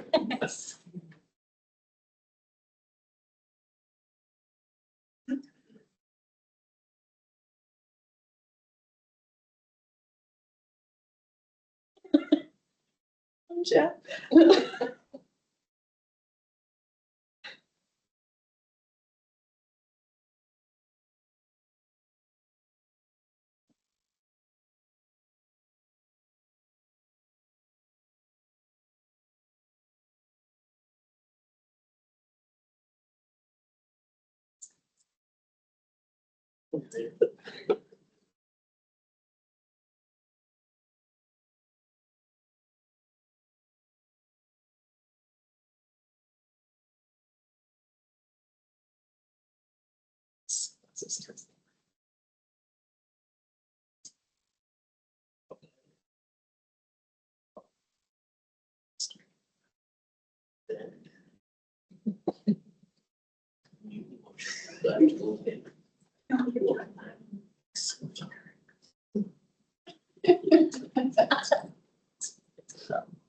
So Steve was not forgetting. Okay. Yeah.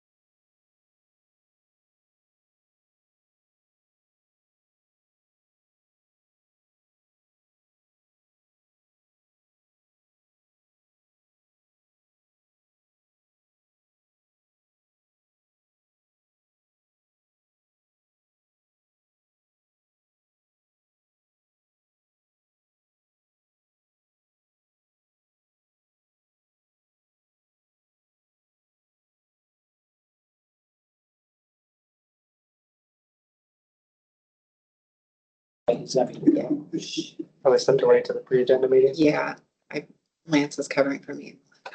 So, Yeah. Okay, so that's why Steve, I think Steve Rebuffer is gone. yeah.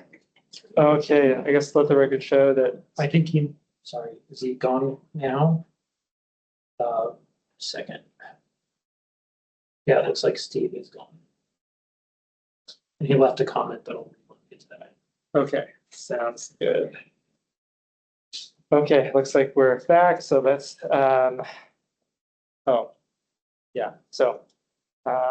we're back, so let's resume. It looks like the record show that Steve Rebuffo has left the meeting at 2:58. And now let's resume on the questions or comments from the committee on the AMATS operating agreement and boundary discussion. Are there any additional questions or comments on that?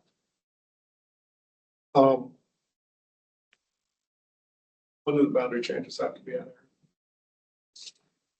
there? Well, we have a deadline of December of 2026 to get the boundary approved. I think it's December 26th of 2026, somewhere in that time. When you say approved, does that mean governor or does that mean somebody in Washington D.C. has to sign? To FHWA. So it has to be to FHWA by December 2026. Yes. So this is a hyper pressing. Does this impact the MTP? Sorry. Well, sorry, I was going to go into it's not hyper impressive for that particular reason, but it's important for us because we do have the MTP starting up soon, which if we start an MTP update with our old boundary, and then midway through the MTP, the new boundary gets approved, we'd have to start the MTP update over again. Unless we start the MTP update with the new boundary anticipated, it'll be approved at some point. Because we have to make sure that we encompass our entire area when we do an MTP update. And so the MTP boundary is statutory, meaning there's some federal formula that says it is here, period. It's not something that we just kind of draw on a map and say, this is what we like. Our boundary. Yes. So Census based, right? So it's actually two kind of components to it. We have the minimum amount that we have to cover, which is the census tracts as designated by the census, which our boundary update for 2024 actually covers a couple of changes to census that are outside of our existing boundary. So that's the kind of big key one. And then any area that's expected to develop in the next 20 years, 20 plus years, can be included as part of their boundary. We've got a mixture of both. Yes. You know, we had the census changes that we had to make to this current boundary, plus some smoothing and covering of roads that are kind of disconnected through our boundary, and decided let's just connect it completely and call it good. And then the small extension in the southern portion of the Seward Highway. So The issue that Commissioner's office has is a function of it on the boundary, or I don't know. I don't have enough information from them. I have not been provided anything other than what I've kind of already told you guys. I'm just trying to find the nexus between the boundary and change the operating system. I don't know what that is, honestly. Well, we're gonna add that to their explanation.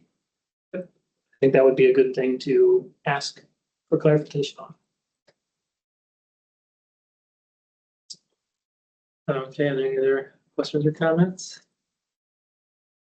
Just a thought that in the interest of time, would it be reasonable to give staff direction as to what we'd like conveyed in the letter rather than spelling out word for word what the letter should say?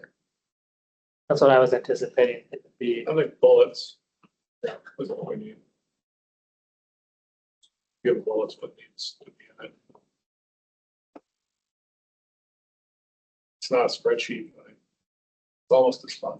And I mean, it could be overview and direction that then would you be able to have it in time for the policy committee, and then they can do any wordsmithing or fine tuning?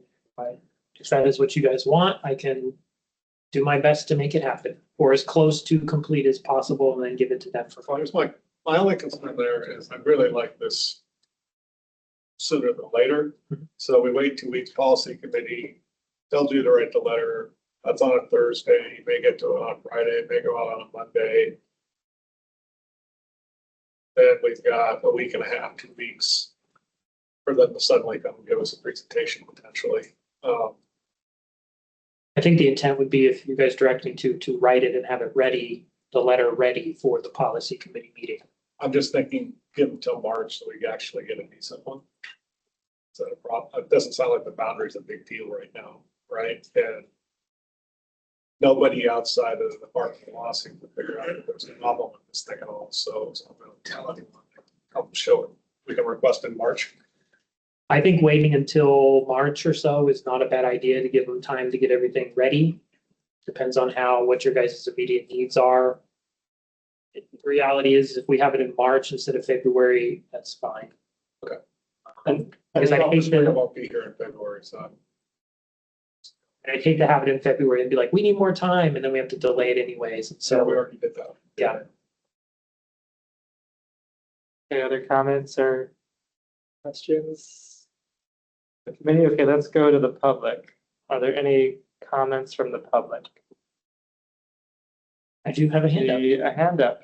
Go ahead, Emily. What's your name? You got 3 minutes. Thank you. Yeah, this is Emily Weiser. I just wanted to say thanks to the committee for pursuing this. I was really interested to hear more about this today, and so it's too bad that we're not able to do that. But yeah, thanks for looking into this, and thanks for requesting that additional information, and I will stay tuned. Thank you. Okay, thank you, Emily. Are there other comments from the public? Okay, seeing no hands raised, what's the will of the committee? I move to request that the policy committee recommend to the policy committee that they send a letter to the DOT commissioner and the governor requesting more information on this topic. And some clarification about what the issues are. And I think that's it, actually. Okay, moved by Ms. Dowd. Do we have a second?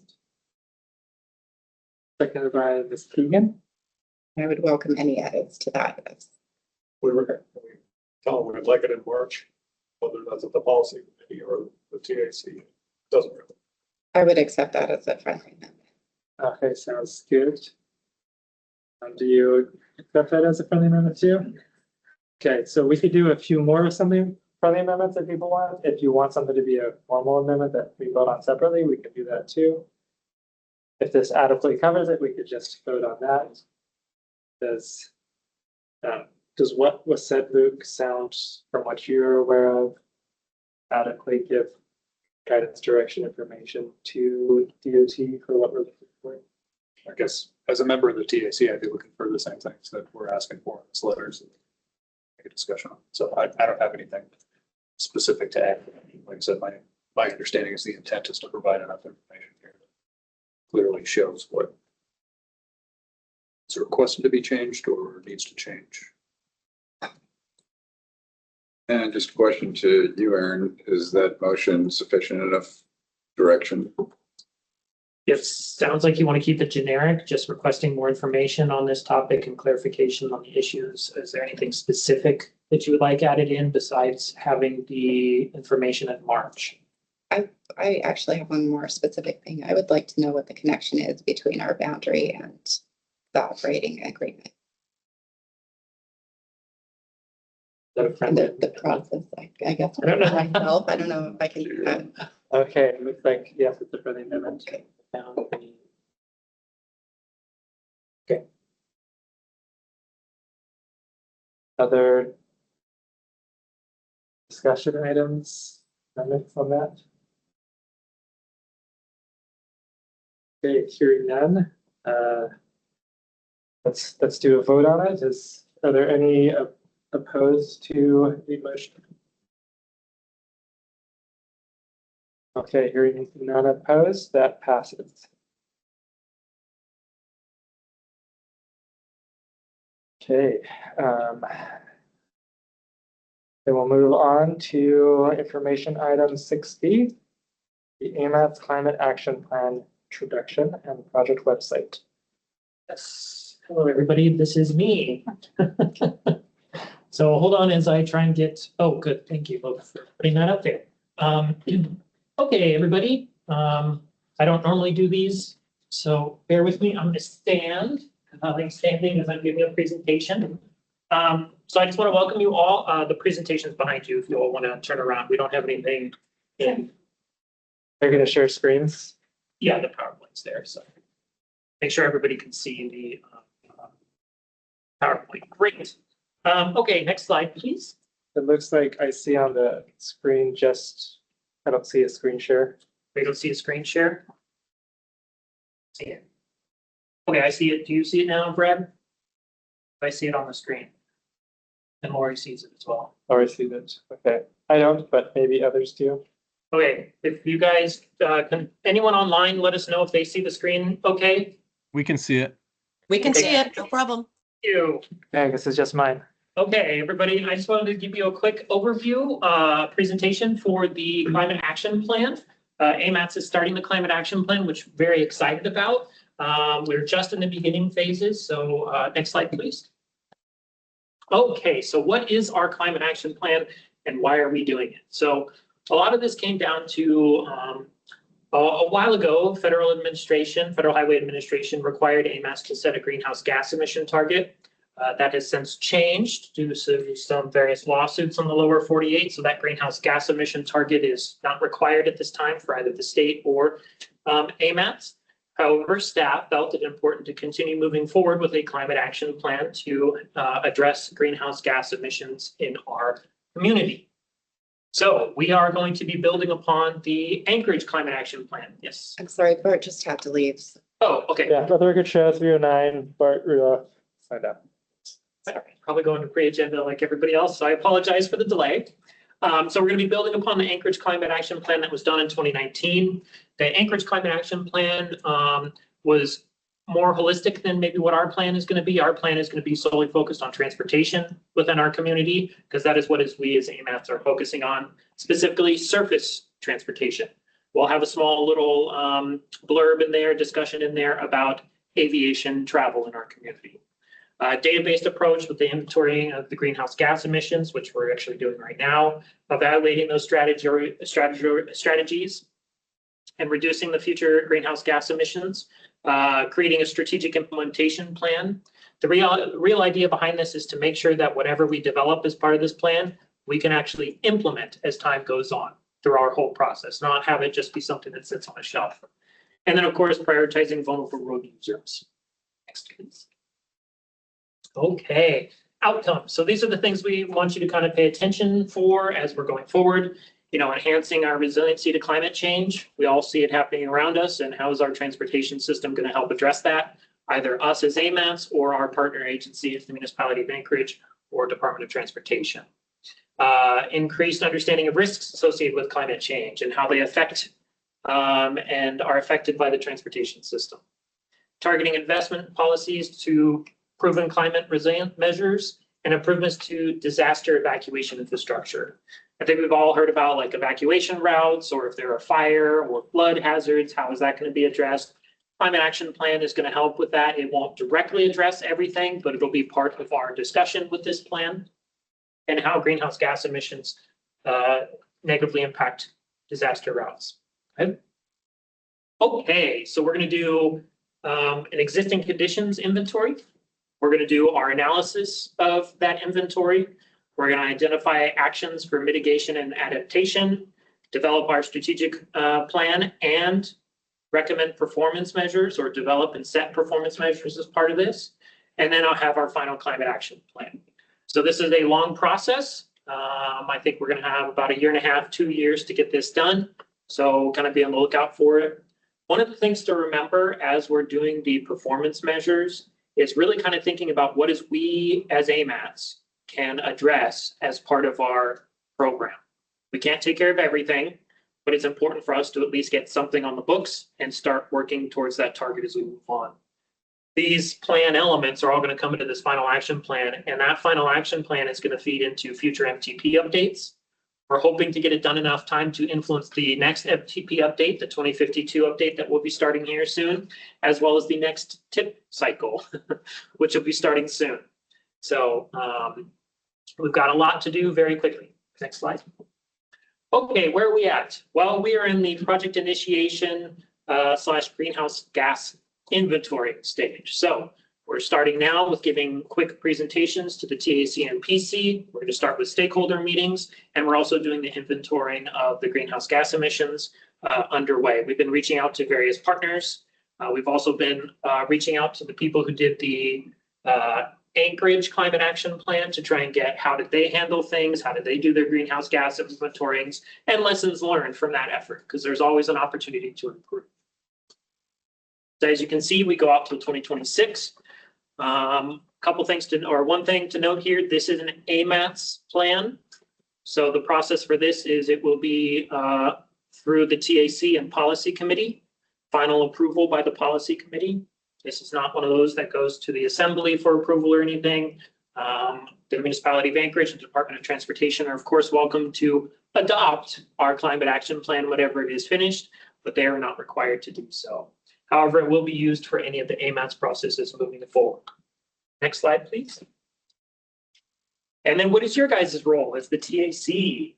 So project introduction today, we're going to have regular status updates provided to you at meetings, hopefully very quick. And then we'll also be doing a review of the review of any technical information, as well as the plan itself. So when we put it out for release of public comment, we'll have you guys involved in that, and then part of this final approval. So you guys will be involved. Probably your different organizations will be involved in stakeholder groups in various ways or shapes or forms. So I'm sure you'll be hearing about this more as we move forward.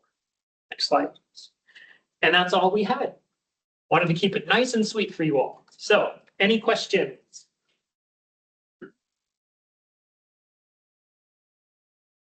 So Steve or Buffo had commented before he took off. Yes, I'll go ahead and read that out. The port would like to participate in anything being done with the climate action plan. We have in-house actions underway that we believe will contribute to the effort.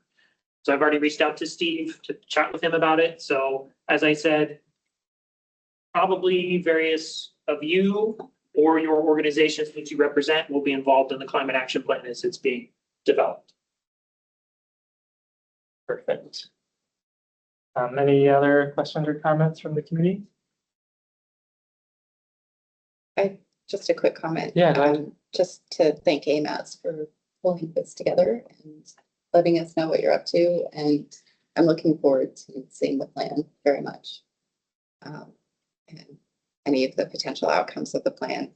I'm also very, very curious how I get a hold of one of those rope frisbee things. They are part of our swag, the dog toys. I think we still have some left, so we can give them out to anyone. I'm really excited for this plan. This presentation was put together, Joni Well put it together, and I love the work that she did on this presentation. I love the logo of this plan. I think it is super cool, and so far they've been doing a really good job, and everybody is really excited to be moving forward on this. So I can't wait for more effort. Perfect, thanks. Let's see, are there any comments from the public?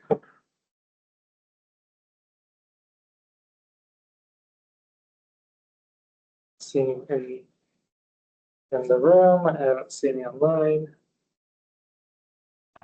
So we'll move on to the next item on our agenda. And thanks again, Aaron, for giving that presentation. So the next item on our agenda are committee comments. Item 7, are there any comments from committee members?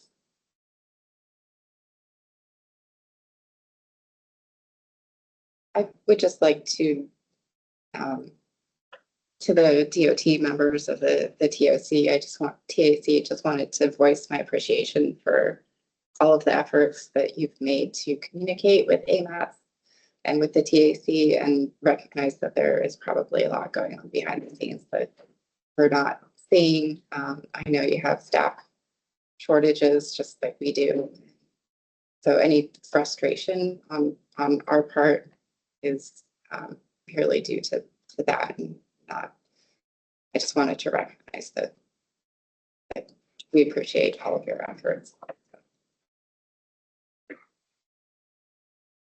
Yeah, thank you. Are there other comments from committee members?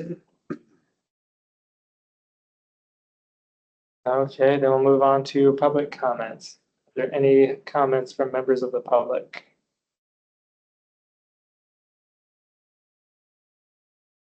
I have one. Okay, go ahead.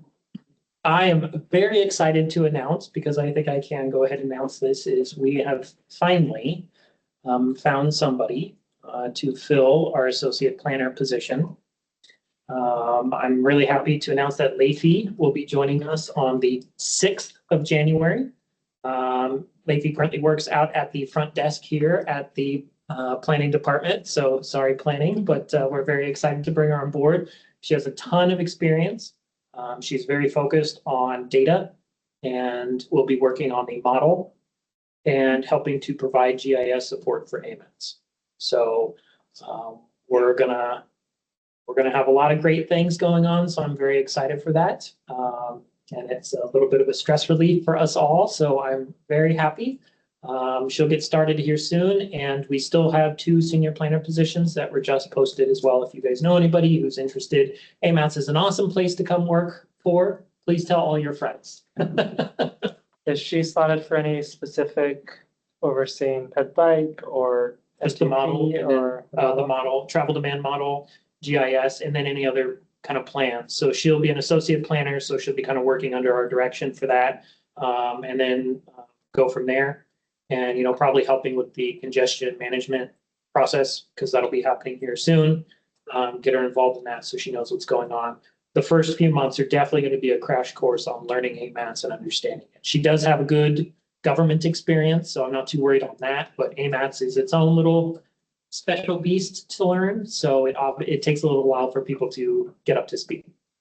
We are very sorry to see her go, but I think she's an excellent fit for the job. That's exciting.